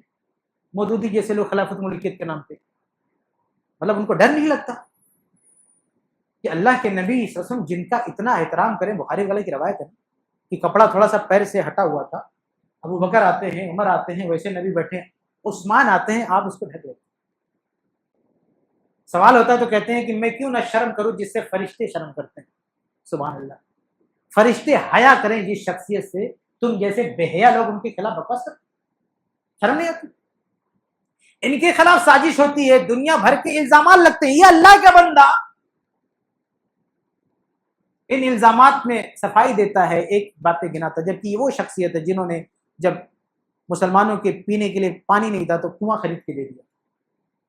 مسجد بنوانی تھی، اللہ کے نبی صلی اللہ علیہ وسلم نے اشارہ کیا مسجد بنوانی ہے، عثمان بن عفان کھڑے ہو گئے، کتنا چاہیے بتائیے، ہم دینے کے لیے تیار. کچھ لوگ تانافسی کرنے لگے، عثمان کو کیا ہو گیا کہ مسجد کی بات آتی ہے تو پورا خزانہ کھول دیتا ہے. عثمان نے سنا تو صحیح بخاری کی روایت ہے، کیا کہا کہ اے لوگوں قد اکثرتم، تم لوگ بہت بول چکے، بخاری کی روایت، میں مسجد کے تعاون میں پیسے اس لیے دیتا ہوں فإنی سمیعت رسول اللہ، کیونکہ میں نے اللہ کے رسول صلی اللہ علیہ وسلم کو فرماتے ہوئے سنا ہے. کیا سنا ہے؟ وہ جملہ جو، وہ حدیث جو ہم ہر مسجد منواتے ٹائم سب کو سناتے ہیں. میں نے اللہ کے نبی کو فرماتے ہوئے سنا ہے کہ من بنا للہ مسجدا یبتغی بہ وجہ اللہ بنى اللہ لہ مثلہ بیتا فی الجنہ، کہ جو اللہ کے لیے گھر بنائے گا اخلاص کے ساتھ، اللہ تعالیٰ جنت میں اس کے لیے گھر بنا کے دے گا. یہ عثمان بن عفان، یہ عثمان بن عفان جنہوں نے ایک جنگ کے موقع پر جب بہت زیادہ پیسوں کی ضرورت تھی، مال کی ضرورت تھی، عثمان بن عفان نے اپنا پورا قافلہ، اپنا پورا خزانہ نبی کے قدموں میں ڈال دیا. اور ترمذی کی روایت، اللہ کے نبی نے فرمایا ما ضر عثمان ما عمل بعد اليوم، کہ آج کے بعد عثمان بن عفان چاہے جو کرے یا کچھ نہ کرے اس کا کچھ بگڑنے والا نہیں. اتنی بڑی ضمانت کہ آج کے بعد عثمان جو کرنا ہو کرے اس کا کچھ بگڑنے والا نہیں. اتنی بڑی سرٹیفکیٹ دینے کے بعد آپ ان کے خلاف زبان کھولتے؟ اچھا، اتنی بڑی بشارت دینے کے بعد بھی عثمان بن عفان نے اپنی عبادتیں کم کر دیا کہ اللہ کے نبی نے جنت کی سرٹیفکیٹ دے دی. صرف جنت کی سرٹیفکیٹ نہیں دیا، یہ بھی کہہ دیا کہ آج کے بعد یہ اپنے اعمال بند کرتے تب بھی اس کا کچھ نہیں بگڑے گا. اتنی بڑی بشارت سننے کے بعد عمل بند کیا؟ ارے آخری سانس تک بند نہیں کیا. جس دن شہید ہوئے روزے کی حالت میں قرآن پڑھ رہے تھے، قرآن پڑھتے پڑھتے، عبادت کرتے کرتے، روزہ رکھتے رکھتے اس دنیا سے گئے. ایسی عظیم شخصیت کے خلاف تمہاری زبان نہیں کانپتی تو بولتے نہیں. جب معاویہ رضی اللہ تعالیٰ عنہ شام میں تھے، سنا کہ عثمان بن عفان کے خلاف سازش ہو رہی ہے، کہا کہ عثمان مجھے نہیں بھروسہ ہے کہ وہاں کے لوگ آپ کی حفاظت کر پائیں گے. امام ابن حجر رحمہ اللہ نے فتح الباری میں نقل کیا ہے روایت، کہا کہ میں اپنی اسپیشل فورس، یعنی آج کی زبان میں کہیں تو میں اپنے کمانڈوز بھیجتا ہوں جو آپ کو کی حفاظت کریں گے. وہاں کے لوگوں پہ بھروسہ نہیں مجھے، میں بھیجتا ہوں. مطلب اس طرح سے فتنوں کو سونگنے والے معاویہ، وہ تھے شام میں، بہت دور، لیکن ان کو خبر پہنچی تو انہوں نے جس طرح سے انہوں نے اپنے فوج کو ٹرین کیا تھا، ان کی جو ٹریننگ تھی، کوئی فوجی نے کبھی معاویہ سے بغاوت نہیں کی. علی رضی اللہ عنہ رش کرتے تھے، معاویہ کے ساتھی کتنے پیارے، معاویہ کا ساتھ تم لوگ ہمارے ساتھ کیوں، ہمارے خلاف غداری کرتے ہو. یہ علی رضی اللہ عنہ اپنے ساتھیوں کو ڈانٹتے تھے کہ ہمارے ساتھ کیسے لوگ ہیں، ارے دیکھو معاویہ اس کے ساتھی کیسے ہیں، جان مال سب لٹانے کے لیے تیار ہے معاویہ کے اشارے پر. تو معاویہ نے کہا کہ ہم نے جن کو ٹرین کیا ہے، ہمارے جو فوجی ہے، ان کا ایک گروپ میں آپ کو بھیجتا ہوں، وہ آپ کی حفاظت کریں گے. عثمان بن عفان نے کہا نہیں، کسی کو نہیں بھیجنا. کہا میں نہیں چاہتا ہوں کہ میری جان بچاتے بچاتے کسی اور کی جان چلی جائے. بھائی اگر آپ باڈی گارڈ رکھو گے تو نتیجہ کیا ہوگا؟ سب سے پہلے وہ مارا جائے گا، ہے کہ نہیں؟ آدمی سب سے پہلے کس کو مارے گا؟ باڈی گارڈ کو مارے گا. تو عثمان بن عفان رضی اللہ تعالیٰ نے کہا کہ اگر یہ مجھے مارنا چاہتے مار دیں، کوئی مسئلہ نہیں، ایک جان جائے گی نا، لیکن میں اپنی حفاظت میں 10-15 کھڑا کر دوں، یہ سب مارے جائیں گے. میں نہیں چاہتا کہ مجھے بچانے کے لیے کسی کی جان دے، مجھے مارنا مار دو. ورنہ یہ سوال ذہن میں آتا نا، مدینہ والے کیا کر رہے تھے، کیسے گھر میں گھس کے مار دیا؟ اس لیے کیونکہ عثمان بن عفان سختی سے منع کرتے تھے، میری حفاظت کی کوئی مت، انہیں جو کرنا ہے کر لیں. لیکن اس کے باوجود بھی معاویہ رضی اللہ عنہ نے اپنے سپاہی بھیج دیے. وہ آدھی دور ہی پہنچے تھے کہ وہ شہید ہو گئے، وہاں پہنچ نہیں پائے مدینہ تک، آدھی دور پہنچ پائے تھے. جو ان کے اسپیشل جو کمانڈوز تھے جن کو انہوں نے تربیت دیا تھا، وہ پہنچتے تھے، بتاتے اچھے سے، مرمت کرتے ان باغیوں کی. لیکن بہرحال وہ سیدھے سادے آدمی، میرا خون بہ جائے، مجھے مار دے، لیکن میں نہیں چاہتا کہ میرے وجہ سے کسی اور کا خون بہے. اور یہ بہت بڑی قربانی عثمان بن عفان کی. اتنے بڑے خلیفہ، کسی چھوٹے موٹے اسٹیٹ کے خلیفہ نہیں، پوری عالم اسلام کے خلیفہ، نبی کے ڈبل داماد ہیں، اہل بیت کے بھی رشتہ دار ہیں. اتنے عظیم صحابی، اتنا عظیم صحابی نے اپنی جان دے دی، لیکن اپنے علاوہ کسی ایک شخص کا بھی خون نہیں بہنے دیا. یہ بہت بڑی قربانی ہے، یہ بہت بڑی قربانی. اس کے بعد معاویہ رضی اللہ عنہ کا پورا خون کھول گیا. صرف معاویہ نہیں، اس وقت جو جنتی صحابہ تھے جن کو اللہ کے نبی صلی اللہ علیہ وسلم نے جنت کی سرٹیفکیٹ دی، طلحہ، زبیر، یہ دو عظیم صحابی، وہ بھی کھڑے ہو گئے. یہ کیا ہو گیا کہ ہمارے خلیفہ کو مار ڈالا؟ وہ بھی گھر میں جا کے، وہ آدمی لڑنے کے لیے بھی نہیں آئے. ایسا نہیں کہ باہر تلوار نکل کے لڑا ہو یا ان باغیوں کے خلاف کوئی آرڈر کیا ہو کہ ان کو مارو پیٹو بھگاؤ، کچھ نہیں. آدمی خاموش ہے، جو الزام لگ رہا ہے اس کا جواب دے رہا ہے. ایسے شریف آدمی کو تم نے مار ڈالا. کہ صحابہ کرام غضبناک ہو گئے، طلحہ، زبیر، حتیٰ کہ امہات المومنین میں اما عائشہ رضی اللہ عنہ بھی۔ ان لوگوں نے کہا پہلے تو ان کا قصہ تمام ہونا چاہیے، اس کے بعد کوئی مسئلہ ہوگا۔ معاویہ رضی اللہ تعالیٰ عنہ بھی، یہ سارے صحابہ کرام یہ مطالبہ کر رہے کہ یہ عثمان بن عفان رضی اللہ تعالیٰ عنہ کے خون کا بدلہ ہونا چاہیے، کیونکہ وہ لڑنے کے لیے نہیں آئے تھے، گھر میں بیٹھے ہوئے تھے، کیوں مارا آپ نے؟ خون کا بدلہ خون۔ بھائی جب کوئی لڑائی میں جھڑپ ہو جائے نا، باقاعدہ جنگ ہو جائے، اس میں کوئی شہید ہوتا ہے تو پھر وہاں قصاص والا قانون نہیں چلتا۔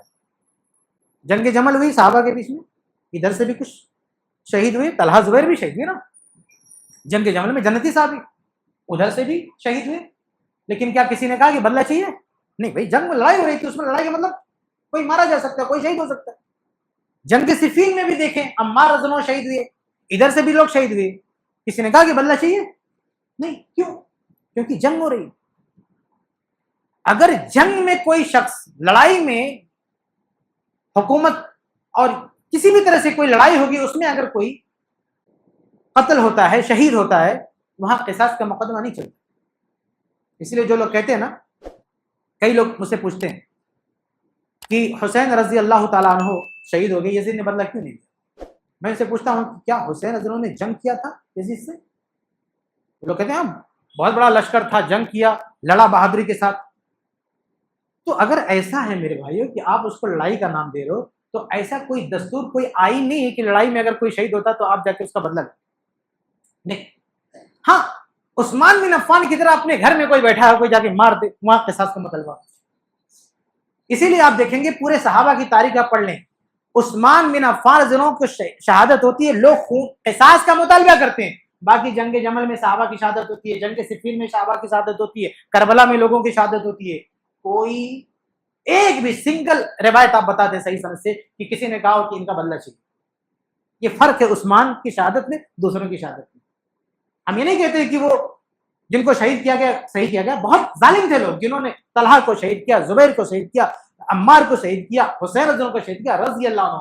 یہ سارے صحابہ مظلوم، ان کو شہید کیا گیا بلا وجہ۔ لیکن یہ حالات عثمان بن عفان جیسے حالات نہیں تھے۔ عثمان بن عفان اپنے گھر میں بیٹھے، وہ کوئی لڑائی نہیں چھڑ رہے، کسی کو مارنے نہیں جا رہے ہیں، کوئی فوج لے کے نہیں اتر رہے ہیں، ایسے آدمی کو تم نے مار دیا۔ اس لیے صحابہ کھڑے ہو گئے، بدلہ چاہیے، بدلہ چاہیے۔ دماغ میں کبھی سوال آتا کہ نہیں آتا کہ عثمان بن عفان شہید ہوتے، سارے صحابہ بدلے کا مطالبہ کرتے، اور بھی شہادتیں ہوتی، کیوں نہیں مطالبہ کرتے؟ فرق ہے دونوں۔ بعد میں لڑائیاں ہوئی ہیں، وہاں شہادتیں ہوئی، یہاں لڑائی نہیں ہوئی، گھر میں بیٹھے ہوئے، ہاتھ میں تلوار تک نہیں ہے، انگلیاں کاٹی جا رہی ہیں۔ ایسے آدمی کا بدلہ کا مطالبہ نہیں ہوا تو کیا کیا جائے؟ کیوں مارا گے؟ اس لیے صحابہ کرام نے کہا کہ جو ہے ان کے خون کا بدلہ لیا جائے گا۔ اس میں معاویہ رضی اللہ عنہ بھی شامل ہے۔ لوگ کہتے ہیں کہ یہ غلط کیا انہوں نے، کیوں غلط کیا بھائی؟ اگر بدلے کا مطالبہ کیا طلحہ، زبیر، یہ کوئی معمولی لوگ ہیں، جنتی صحابہ ہیں۔ اور زبیر رضی اللہ تعالیٰ عنہ کے بارے میں اللہ کے نبی صلی اللہ علیہ وسلم نے اپنی زندگی میں کیا کہا؟ لوگ پتہ نہیں کیسے باغی کہہ دیتے ہیں، اہل جمل اور اہل صفین کو باغی ہیں لوگ۔ اللہ کے نبی اپنی زندگی میں کہہ رہے ہیں زبیر رضی اللہ عنہ کے بارے میں کہ یہ شہید ہے۔ کہاں شہید ہوئے؟ جنگ جمل میں۔ وہ باغی لوگ تھے جن کو اللہ کے نبی شہید کہہ رہے ہیں۔ اگر اہل جمل باغی ہوتے تو اللہ کے نبی اس طرف اہل جمل کے شہید کو، اس طرف کے وہاں جنگ میں جس کا قتل ہوا، اسے اللہ کے نبی کبھی شہید نہیں کہہ سکتے۔ اللہ کے نبی شہید کہہ رہے ہیں، اس کا مطلب وہ باغی نہیں۔ حسین رضی اللہ تعالیٰ عنہ کو بھی اللہ کے رسول نے شہید کہا، وہ باغی نہیں۔ ہم ان صحابہ کرام کو باغی نہیں بول سکتے۔ اور معاویہ رضی اللہ تعالیٰ عنہ کا پھر یہاں پہ اختلاف ہوتا ہے، ان کا اور علی رضی اللہ تعالیٰ عنہ کا۔ اور یہاں پر بھی آپ کو صحیح بخاری کی ایک حدیث ملتی ہے۔ اللہ کے نبی صلی اللہ علیہ وسلم اپنی زندگی میں پیشین گوئی کر دیتے ہیں۔ کیا کہتے ہیں؟ کہتے ہیں کہ ایک وقت آئے گا مسلمانوں کا دو گروہ آپس میں لڑ پڑے گا، مسلمانوں کا دو گروہ آپس میں لڑ پڑے گا، اور دعوتہما واحدہ، یہ صحیح بخاری کی حدیث ہے، حدیث نمبر 7121۔ اللہ کے نبی فرماتے ہیں کہ یکون بینہما مقتلۃ عظیمۃ، کہ فئتان عظیمتان، دو جماعتیں آپس میں ٹکرا جائیں گی، لڑائی ہوگی، اور دعوتہما واحدہ، ان دونوں کی دعوت ایک ہی ہوگی۔ آپ سوچیں، ان دونوں کی دعوت ایک ہی ہوگی۔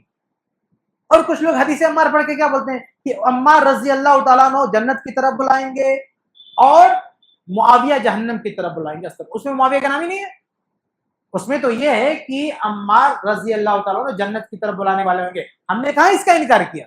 باقی کے بارے میں ہے کہ وہ جہنم کی طرف بلائے گا، معاویہ کے بارے میں نہیں ہے۔ معاویہ کے بارے میں یہ ہے کہ دونوں کی دعوت ایک ہوگی، جو دعوت علی کی ہے، جو دعوت عمار کی ہے، وہی دعوت معاویہ کی ہے۔ نبی کہہ رہے دعوتہما واحدہ، صحیح بخاری کی حدیث ہے، دونوں کی دعوت ایک ہوگی۔ دونوں کی دعوت ایک ہوگی مطلب دونوں کی جو مانگ ہے وہ حق۔ عثمان رضی اللہ عنہ اپنے گھر میں شہید کیا گیا، بدلہ لینا چاہیے، یہ حق۔ بلکہ مسند احمد کی روایت اللہ کے نبی صلی اللہ علیہ وسلم نے اشارہ کیا کہ ایک شخص جو آ رہا ہے، اس کی زندگی میں ایک فتنہ برپا ہوگا، یہ ھذا یومئذ واصحابہ علی الحق، یہ اور اس کے ساتھی حق پر ہوں گے۔ یہ مسند احمد کی صحیح روایت ہے۔ پھر لوگوں نے کیا دیکھا، کون ہے؟ عثمان بن عفان ہے۔ اللہ کے نبی صلی اللہ علیہ وسلم فرما رہے کہ عثمان اور ان کے ساتھی جو فتنہ ہوگا، اس فتنے میں عثمان ان کے ساتھی حق پر ہوں گے۔ معاویہ رضی اللہ عنہ نے بھی وہی مانگ کی کہ مظلوم شہید کیا گیا، حق پر ہے، مانگ حق پر ہے۔ علی رضی اللہ عنہ بیعت کی مانگ کر رہے ہیں، وہ بھی حق پر، کوئی غلط بات نہیں، خلیفہ ہے، صحابہ نے بھی ان کو خلیفہ بنایا، تو اگر وہ بیعت کا مطالبہ کر رہے ہیں تو ان کا مطالبہ بھی صحیح ہے اور معاویہ رضی اللہ عنہ کا بھی مطالبہ صحیح، دونوں کا مطالبہ صحیح ہے۔ نبی کہہ رہے ہیں دعوتہما واحدہ، دونوں کی دعوت ایک ہوگی، یعنی دونوں حق کی مانگ کر رہے ہیں، لیکن لڑ جائیں گے، آپس میں لڑائی ہو جائے گی۔ تو اس لڑائی میں جو معاویہ اور علی رضی اللہ تعالیٰ عنہ کے بیچ میں ہوئی ہے، اس لڑائی میں اللہ کے نبی صلی اللہ علیہ وسلم نے دونوں کی دعوت کو حق پر کہا۔ یہ اس بات کی دلیل ہے کہ حدیث عمار میں جو باغی بتایا گیا، وہ باغی معاویہ نہیں ہے، وہ باغی وہی ہیں جنہوں نے عثمان بن عفان کو قتل کیا، وہ جہنم کی طرف بلانے والے، ایک سیدھے سادھے خلیفہ کو جا کے مار دیا، وہ باغی نہیں ہے۔ باغی آپ معاویہ کو بتا دو گے جو ان کے خون کے قصاص مانگ رہے ہیں، وہ باغی جنہوں نے عثمان بن عفان کو قتل کیا۔ ایک اور حدیث آپ دیکھیں، معاویہ کا گروہ باغی نہیں ہے۔ مسند احمد کی صحیح حدیث، اللہ کے نبی صلی اللہ علیہ وسلم فرماتے ہیں کہ اے عثمان، اللہ تعالیٰ تمہیں قمیص پہنائے گا، یعنی خلافت دے گا، اور اس کے بعد اگر منافقین فَإِنْ أَرَادَكَ الْمُنَافِقِينَ عَلَى خَلِي، اگر منافقین یہ کہیں کہ یہ قمیص اتار دو، فَلَا تَخْلَعْ، قمیص اتارنا نہیں۔ یہ منافقین کیا کہہ رہے تھے کہ آپ حکومت چھوڑ دو، خلافت چھین رہے تھے نا، کیوں گھر میں جا کے قتل کیا کہ آپ خلیفہ نہیں رہ سکتے، چینج کرو، ہٹاؤ۔ خلافت مانگ رہے تھے، کون مانگ رہے تھے؟ یہ باغی منافقین، نبی نے منافق کہا۔ عثمان رضی اللہ تعالیٰ عنہ سے خلافت مانگنے والے کون؟ منافقین، نبی کہہ رہے ہیں منافقین ہیں، اور ساتھ میں بھی کہہ رہے ہیں دینا مت۔ کیوں؟ کیونکہ مانگنے والے کون ہیں؟ منافق ہیں، باغی ہیں۔ نبی نے کہا عثمان دینا مت، عثمان نے جان دے دیا لیکن خلافت دی نہیں دی۔ یہی نبی صحیح بخاری کی حدیث ہے، حسن بن علی کے بارے میں کیا کہہ رہے ہیں؟ کہہ رہے ہیں ان ابنی ھذا سعید، میرا یہ بیٹا سردار ہے، اور نبی دوسری حدیث میں بیان فرمائے کہ دو گروہ آپس میں لڑ جائے گا۔ یہاں بھی کہتے ہیں کہ یہ میرا بیٹا سردار ہے اور مسلمانوں کا جو دو گروہ آپس میں لڑے گا ان دونوں کو ایک کر دے گا۔ کیسے ایک کیا؟ خلافت دے دیا معاویہ کو۔ خلافت کس کو دے دیا؟ معاویہ کو۔ اللہ کے نبی صلی اللہ علیہ وسلم تعریف کر رہے ہیں اس بات کی۔ ذرا فرق دیکھیں، عثمان کو تاکید کر رہے خلافت دینا مت، اپنا بیٹا اپنا نواسا حسن خلافت دے رہا، اللہ کے نبی گنگا رہے کہ میرا بیٹا بہت اچھا کام کرے گا۔ اگر یہاں بھی باغی ہوتے، منافق ہوتے، تو اللہ کے رسول اپنے نواسے حسن کے اس اقدام کی تعریف نہیں کر سکتے تھے۔ یہ فرق ہے، اس لیے شرم آنی چاہیے ان لوگوں کو جو حدیث عمار پڑھ کے کہتے تھے کہ معاویہ باغی۔ کیسے باغی ہے؟ اللہ کے نبی نے باغی نہیں کہا، باغی کو حکومت دی جاتی ہے، نہیں دی جاتی ہے، نبی کی دلیل موجود ہے۔ عثمان سے کہا تھا مت دینا، کیونکہ وہ مانگنے والے باغی تھے، منافق تھے، اور حسن کی طرف اشارہ کر دینا کہ بیٹا دے دے گا، بڑی اچھی بات، دے دیا۔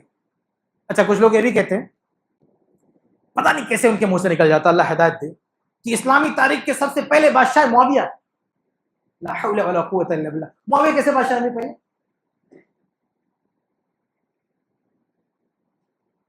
علی رضی اللہ عنہ خلیفہ تھے، اس کے بعد خلافت ان کی جگہ پہ کون آئے؟ حسن بن علی ان کے بیٹے رضی اللہ تعالیٰ، وہ بھی خلیفہ ہی تھے نا۔ تو ان کے پاس جو چیز تھی انہوں نے ٹرانسفر کیا معاویہ تک۔ تو کیا تھی ان کے پاس؟ خلافت تھی کہ ملکیت؟ خلافت دی، اسے ادھر کیا نا، ملکیت تو نہیں دیا تھا۔ تو خلافت دیا معاویہ کو، معاویہ کے پاس آ کے ملکیت بن گئی؟ ہاں، یہ کون سی بات تھی؟ حسن بن علی خلیفہ تھے نا، وہ پوسٹ ٹرانسفر کر دیا معاویہ کو، تو کیا آیا ادھر؟ ارے بھائی یہ فون ہے، یہ ہم نے کسی کو اٹھا کے دیا، وہاں کیا ڈبہ بن جائے گا؟ وہ جو چیز دیں گے وہی رہے گا نا۔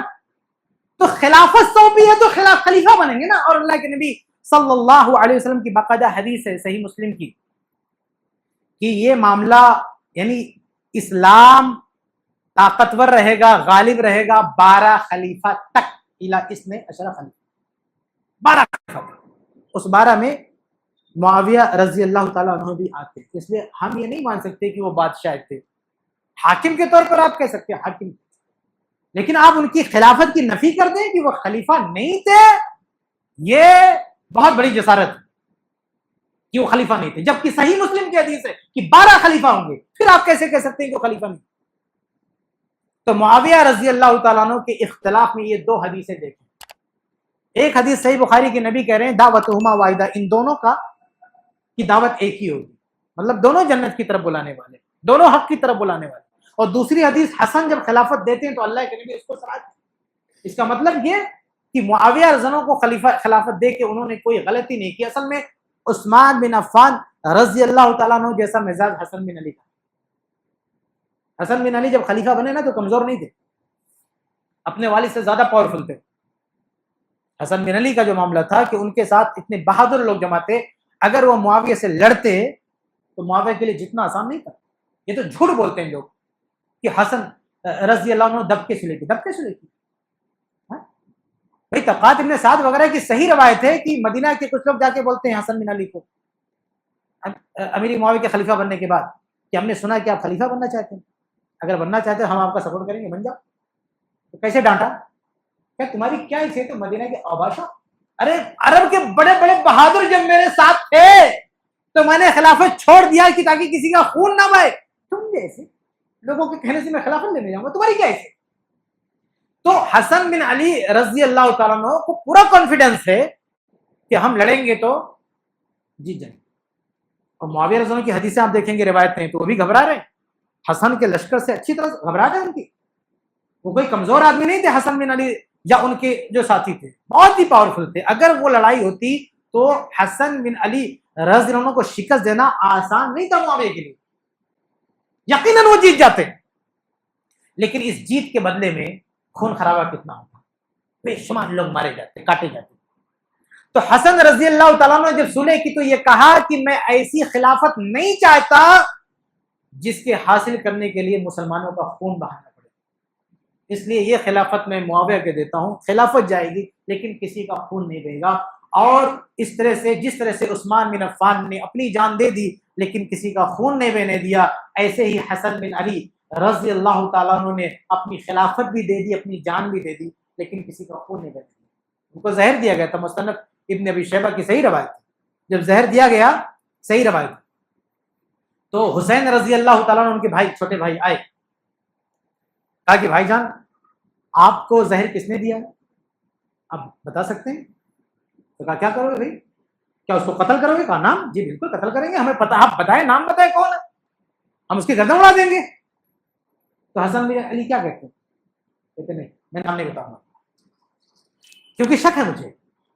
کہتے ہیں کہ اگر واقعی اسی نے قتل کیا ہے تو اللہ تو بدلہ لے گا، لیکن اگر میں تمہیں نام بتا دوں صرف شک کی وجہ سے اور اس آدمی کا ہاتھ نہیں ہوگا تو بلا وجہ معصوم مارا جائے گا، میں نام نہیں بتاؤں گا۔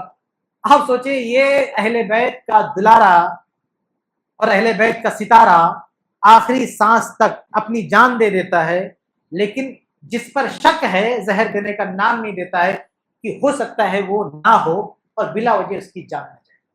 عثمان نے اپنی جان دے دی، کسی کا خون نہیں بہنے دیا۔ حسن بن علی نے بھی اپنی جان دے دی، لیکن کسی کا خون نہیں بہنے دیا۔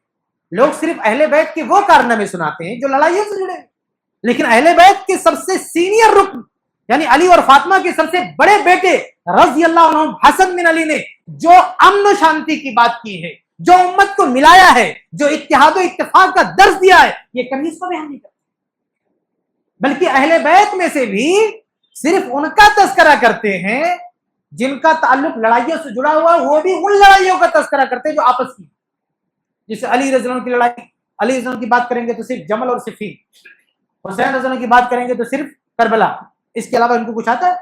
حالانکہ اہل بیت کا سب سے بڑا کارنامہ اسلام کی جو سب سے پہلی جنگ جنگ بدر، اس میں سب سے پہلے دشمن کا مقابلہ جن 3 صحابہ نے کیا تھا وہ کون ہے؟ علی، حمزہ، عبیدہ بن حارث، یہ تینوں اہل بیت میں سے۔ کسی کربلائی کو کہتے ہوئے سنا، اہل بیت کی فضیلت بیان کرتے ہوئے سنا کہ اہل بیت تو وہ ہیں جنہوں نے اسلام کی سب سے پہلی جنگ میں سب سے آگے بڑھ کے وار کیا، سب سے آگے بڑھ کے مقابلہ کیا، وہ تینوں اہل بیت میں سے، لیکن یہ کبھی نہیں سنا ہے نا، کیونکہ دشمنوں سے ان کا مقابلہ تھا۔ یہ اصل کام ہے، یہ اصل بہادری، یہ اصل اسلام کی خدمت، اہل بیت کی یہ اصل کارنامے، لیکن ان کو یہ کارنامے اچھے نہیں لگتے۔ حتیٰ کہ صحیح بخاری کی حدیث ہے، ہادان خصمان جو قرآن کی آیت ہے، علی رضی اللہ تعالیٰ عنہ کہتے ہیں یہ آیت ہمارے بارے میں نازل ہوئی ہے، کیونکہ جنگ بدر میں ہم سب سے پہلے آگے بڑھ کے ہم نے جنگ کی اور یہ حدیث صحیح بخاری ہے۔ بتائیے، قرآن کی آیت علی تفسیر کر رہے ہیں، اہل بیت اپنے اس کارنامے کو قرآن کی آیت پر فٹ کر رہے ہیں کہ آیت اسی کارنامے کے بارے میں نازل ہوئی، اس کا یہ لوگ کوئی ذکر نہیں کریں گے۔ اور حسن بن علی رضی اللہ عنہ نے اتنی قربانیاں دی ہیں، اس کا کوئی ذکر نہیں کریں گے، بلکہ دکھ کے ساتھ کہنا پڑتا ہے کہ حسن بن علی کے اس فیصلے کے بعد ان لوگوں نے گالیاں دی، ان پہ لعن طعن کیا، اسی وجہ سے زہر بھی دیا۔ یہ اہل بیت کے چاہنے والے۔ جعفر رضی اللہ تعالیٰ عنہ نے جنگ میں جو اتنا بڑا کارنامہ انجام دیا، اللہ کے نبی صلی اللہ علیہ وسلم جنگ کی حالت کو رپورٹ کر رہے مدینہ میں کہ اسلام کا جھنڈا فلاں نے لے لیا، شہید کر دیا گیا، فلاں نے لیا، شہید کر دیا گیا، جعفر نے لیا، دایاں ہاتھ کاٹ دیا گیا، بائیں ہاتھ سے لے لیا، بائیں ہاتھ کاٹ دیا گیا، اور پھر سینے سے لگا لیا۔ یہ کون تھا؟ اہل بیت کا بہادر تھا، جھنڈا نہیں گرنے دیا، اپنی جان دے دی۔ پھر اللہ کے نبی صلی اللہ علیہ وسلم نے ان کو لقب دیا طیار، اللہ تعالیٰ جنت میں ان کو پر عطا کرے گا جس سے یہ اڑیں گے، جعفر طیار رضی اللہ۔ یہ اہل بیت کے فرق، یہ کبھی سنائیں گے نہیں، ان کو صرف کربلا، جمل اور صفین یاد ہے بس، لیکن اہل بیت نے جو بہادری اسلام کی اشاعت میں دکھائی ہے وہ ان کو یاد نہیں۔ حمزہ رضی اللہ تعالیٰ عنہ کی بہادری آپ دیکھیں، کس بہادری سے جنگ بدر میں لڑے، کس بہادری سے جنگ احد میں لڑے۔ مستدرک حاکم کی روایت ہے کہ اللہ کے نبی صلی اللہ علیہ وسلم فرمایا کہ حمزہ سید الشہداء، حمزہ کیا ہے؟ سید الشہداء۔ یہ سید الشہداء کس کو بولتے ہیں؟ اللہ کے رسول کی حدیث کا بھی احترام نہیں ہے کہ جو سینئر اہل بیت ہیں حمزہ رضی اللہ تعالیٰ عنہ، بلکہ ابن تیمیہ رحمہ اللہ نے منہاج السنہ میں لکھا ہے کہ اہل بیت میں علی رضی اللہ تعالیٰ عنہ کے بعد، حمزہ رضی اللہ عنہ کے بعد، علی رضی اللہ عنہ کے بعد اگر کسی کا مقام ہے تو حمزہ رضی اللہ، یعنی حسن حسین سے بھی آگے رکھا ہے حمزہ رضی اللہ تعالیٰ عنہ، اہل بیت میں سے حمزہ رضی اللہ۔ اللہ کے نبی صلی اللہ علیہ وسلم کا غم دیکھیں، ان کا جو قتل کرنے والا ہے وحشی، اچھا یہ بھی لوگوں نے گپ پھانک دیا کہ وہ ہند نے معاویہ کی والدہ نے بھیجا تھا مارنے کے لیے۔ ارے بھائی یہ وحشی ہند کا غلام ہی نہیں تھا، یہ بات کہاں ہے؟ یہ صحیح بخاری میں۔ ایک نالائق بیٹھ کے کہتا ہے متفقن علیہ حدیث میں، متفقن علیہ حدیث میں۔ یہ متفقن علیہ حدیث نہیں دکھ رہی ہے کہ جبیر بن مطعم رضی اللہ عنہ جو پہلے مسلمان نہیں تھے، وہ ان کے جو چچا تھے، ان کے چچا کو جنگ بدر میں حمزہ نے مارا تھا رضی اللہ عنہ۔ اس کے بعد جب جنگ احد ہوئی تو جبیر بن مطعم کہتے ہیں، صحیح بخاری کی حدیث ہے، وحشی، اصل میں روایت یہ ہے کہ وحشی سے لوگوں نے پوچھا بھائی تم حمزہ کو کیسے مارا؟ تو وحشی کیا بولتا ہے؟ کہتا ہے کہ میں جبیر بن مطعم کا غلام تھا۔ کس کا غلام تھا؟ ہند کا نہیں، جبیر بن مطعم کا۔ بات کا صحیح بخاری میں کہا میں ان کا غلام تھا، ان کے چچا کو حمزہ نے جنگ بدر میں مارا تھا، جنہوں نے کہا کہ تم اگر حمزہ کو مار تو میں تم کو آزاد کر دوں گا، تو کہا اس لیے میں جنگ احد میں گیا تھا، باقی مجھے کوئی مطلب نہیں۔ یہ خود کا یعنی قاتل کا خود کا اسٹیٹمنٹ موجود ہے، وہ بھی صحیح بخاری میں، لیکن یہ اللہ نے کبھی نہیں سنایا. یہ تو جھوٹی باتیں جوڑ دے گا، چپکا دے گا حدیث سے، بلکہ آپ حیران لے جائیں گے. یہی حدیث جس میں یہ ذکر ہے کہ جبیر بن مطعم نے بھیجا حمزہ کو، حمزہ خود اپنی جو ہے وحشی کو، اور وحشی خود اپنی زبان سے کہہ رہے انہوں نے بھیجا. یہی حدیث یہ بندہ پڑھتا ہے اور پھر ڈنڈی مار دیتا ہے کہ وہ ہند نے بھیجا، کلیجہ چبایا. توبہ توبہ استغفر اللہ، کہ نہ کلیجہ چبایا نہ ہند نے بھیجا، ان کا کوئی رول ہی نہیں ہے. حمزہ رضی اللہ عنہ کی شہادت کے پیچھے ان کا کوئی رول نہیں اس خاندان کا، بلا وجہ اس خاندان کو بدنام کیا. اور پھر کسی نے سوال کر لیا کہ بھئی اس کی دلیل کیا ہے، اگر یہ ثابت نہیں ہوتا تو رسالہ فلم میں تھوڑی آتا. دعویٰ ہم علمی ہیں، دلیل فلمی. ہاں، دعویٰ کہ ہم علمی کتابی ہیں، جب دلیل ہوا تو فلمی بن گئی. اور فلم میں آئے اس لیے کوئی دلیل ہے، اور صحیح بخاری میں نہیں دکھ رہا ہے کہ کس نے جو ہے بھیجا. جب یہ شخص مسلمان ہوتا ہے وحشی، تو اللہ کے رسول صلی اللہ علیہ وسلم کہتے ہیں ٹھیک ہے مسلمان ہو، صحابی ہو، سب کچھ ٹھیک ہے، لیکن کیا اتنی مہربانی کر سکتے ہو کہ میرے سامنے آج کے بعد آنا نہیں؟ نفرت کی وجہ سے نہیں، وحشی سے نفرت نہیں ہے، اللہ کے رسول کو وحشی سے نفرت نہیں ہے، اس کا اسلام قبول ہے، وہ صحابی ہے، لیکن اللہ کے نبی کو برداشت نہیں کی سامنے آ جائے اور وہ حمزہ رضی اللہ تعالیٰ کا منظر میرے سامنے آ جائے. مستند حاکم وغیرہ کی حدیثوں میں یہ بھی ہے نا کہ حمزہ جب شہید ہوئے تو اللہ کے نبی نے کہا کہ حمزہ پہ رونے والا کوئی نہیں ہے. تو انصار کی عورتیں آئی رونے لگی، اللہ کے رسول نے کہا بھائی یہی مقصد تھوڑی تھا، ہٹاؤ ان کو. ہم تو یہ کہہ رہے تھے کہ یہ ان کے رشتہ دار مکہ میں ہیں، یہاں کوئی رونے والا نہیں مدینہ میں. تو انصار کی عورتیں رونے پہنچ گئی تو اللہ کے نبی صلی اللہ علیہ وسلم نے ان کو منع کیا، نہیں دوبارہ اس طرح سے رونا نہیں. تو یہ اللہ کے رسول ہیں جو اتنا غم زدہ ہیں حمزہ رضی اللہ عنہ کی شہادت کو لے کر. ان کی شہادت کا تذکرہ نہیں ہے، جن کو سید الشہداء کا لقب دیا گیا. تو کہنے کا مطلب یہ کہ حسن جو اہل بیت میں سے اتنا بڑا کارنامہ انجام دیا کہ مسلمانوں میں اتحاد و اتفاق پیدا کر دیا، اور پھر پورے اتفاق کے ساتھ یہ خلافت معاویہ رضی اللہ عنہ کے پاس آ گئی. وہ اس سال کو اس وقت کے صحابہ تابعین نے عام الجماعہ کا ہے، اجتماعیت کا سال ہے، یعنی اتحاد کا سال ہے، یہ اتفاق کا سال ہے. آج کچھ لوگ کیا کہیں گے ہمارے بیچ میں آ کے، کہیں گے یہ آپس کے مسلکی باتیں اختلاف بند کر دو. مسلکی سے مراد کیا ہے؟ بھئی ہمارا جو اختلاف ہے نا وہ شرک اور توحید کا اختلاف ہے، وہ بدعت اور سنت کا اختلاف ہے، بہت بڑے بڑے اختلافات ہیں. لیکن ایک جماعت ہمارے بیچ میں جو آ کے ہم سے ہمارے بچوں کو اکٹھا کر کے بولتے نہیں وہ ان سب پر باتیں مت کرو، ابھی امت کے اتنے بڑے مسائل ہیں، سب کو ایک پلیٹ فارم پہ اکٹھا کرو، ان کو ایک ہونے کی ضرورت ہے. آپس کے اختلافات ڈسکس مت کرو، چاہے شرک ہی کر رہا، قبر کی پوجا کر رہا، کچھ بھی کر رہا، نہیں یہ آپس کی باتیں، اس کو بند کرو. کیا کرو؟ امت کا غم، سب کو اکٹھا ہونا چاہیے، اجتماعیت، ہم پوری جماعت ہیں. پھر سب کو اکٹھا کرنے کے بعد کیا بولیں گے؟ اس خلافت ہم لوگ کے گفٹ میں دے دیں گے، لو اس کو پڑھو. اس میں کس کا اختلاف ہے؟ صحابہ کا. تم نالائق ہو، تم اپنے شرک اور بدعت کے اختلاف کو بولتے بھلا دو اور ایک پلیٹ فارم پہ اکٹھا کر کے کہتے ہو صحابہ کے بیچ میں چلو اختلاف پیدا کرو. وہ اختلاف جو کم وقت کے لیے تھا ختم ہو گیا. جو اختلاف اٹھا اور اہل بیت کے ایک بہادر اور ایک عظیم ہستی حسن بن علی نے ختم کر دیا، اس کو یہ کرے پھر سے شروع کرو، اس اختلاف کو پھر سے شروع کرو، بحث کرو.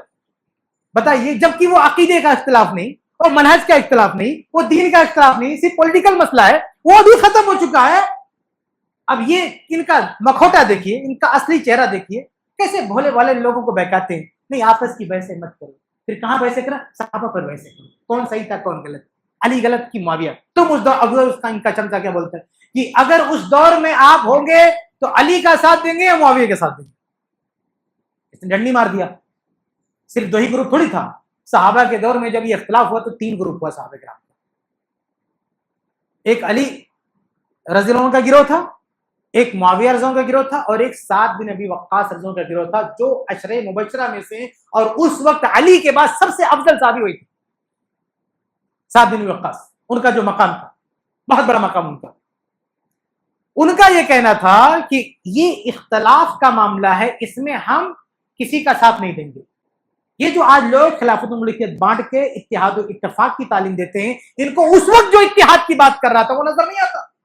ہاں اس وقت 3 گروہ تھا، ایک گروہ کا کام یہی تھا، ان کی دعوت یہی تھی، ان کا کہنا یہ تھا کہ بھائی اتحاد کی بات کرو، اتفاق کی بات کرو، یہ صحابہ آپس میں لڑ رہے نہیں، ہم کسی کا ساتھ نہیں دیں گے۔ اور اس وقت جب یہ 3 گروہ ہوا تو صحابہ کرام کی تعداد 10,000 تھی، ان 10,000 میں سے صرف 30 لوگ، یہ معاویہ اور علی رضی اللہ عنہما، ان دونوں کے ساتھ جو صحابہ شامل ہوئے، دونوں کو ملا کے بھی تعداد 30 نہیں پہنچتی، یعنی باقی 10 صحابہ کہاں ہیں؟ سعد بن ابی وقاص رضی اللہ عنہ کے ساتھ، جو لڑنے نہیں آ رہے، جو لڑنے آئے وہ دونوں کے طرف ملا کے بھی کتنے 30، اور جو آئے بھی اس میں سے بھی کئی لوگ دباؤ میں آ گئے لیکن تلوار نہیں چلائی، جیسے معاویہ کے ساتھ آگے عبداللہ بن عمرو بن عاص رضی اللہ تعالیٰ عنہ، وہ آئے لیکن وہ کہتے ہیں میں تو چلا گیا تھا اپنے ابا کا خیال کرتے ہوئے، میں نے کسی کو نہیں مارا۔ ادھر سے حسن بن علی بھی آ گئے تھے لیکن کسی کو نہیں مارا، وہ تو منع کر رہے تھے مت جاؤ، لیکن والد صاحب جا رہے تھے تو چلے گئے لیکن نہیں مارا کسی کو نا۔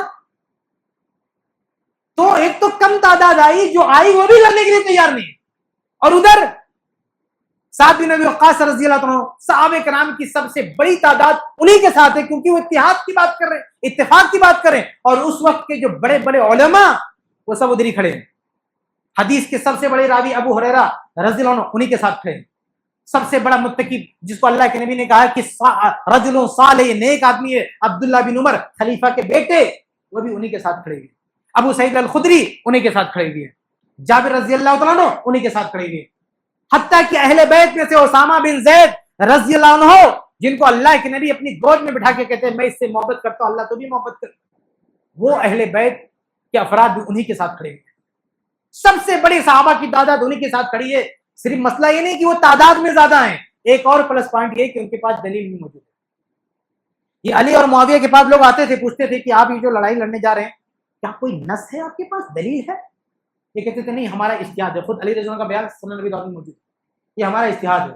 اور جب یہ سعد بن ابی وقاص کا گروہ تھا، ان سے جا کے پوچھتا تھا کہ آپ جو لڑائی میں شریک نہیں ہو رہے ہو کیوں؟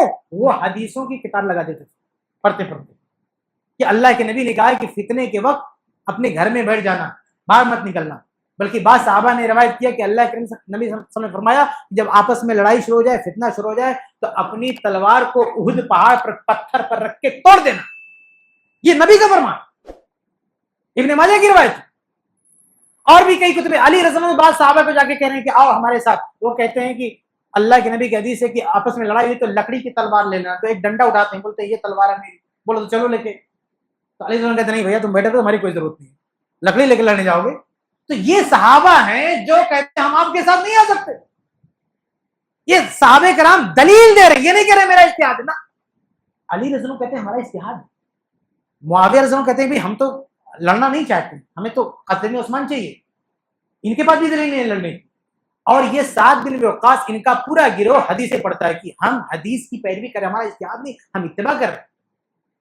یہ تینوں گروہ سامنے رکھو کہ ایک علی، ایک طرف معاویہ، ایک طرف سعد بن ابی وقاص، وہ سب سے بڑی جماعت ہے، وہ اتحاد کی بات کر رہے ہیں، ان کے پاس دلیلیں ہیں، اور سب سے بڑی بات یہ سارا جب اختلاف ختم ہو گیا تو معاویہ اور علی ان دونوں نے اپنی لڑائی کو کبھی سراہا نہیں، کبھی تعریف نہیں کیا، لیکن وہ صحابہ جو کنارے تھے انہوں نے اپنے موقف پر آخری سانس تک ڈٹے رہے، اور بعد میں انہوں نے کوئی پچھتاوا نہیں کیا کہ ہم شریک نہیں ہوئے، ہم نے کوئی غلطی کی، نہ کسی کو کوئی پچھتاوا نہیں ہوا۔ عبداللہ بن عمر رضی اللہ عنہ کے تعلق سے ایک جھوٹی روایت کو پیش کرتے ہیں کہ وہ پچھتا رہے تھے، نہیں، کسی صحابی کو پچھتاوا نہیں ہوا، بلکہ وہ مطمئن تھے۔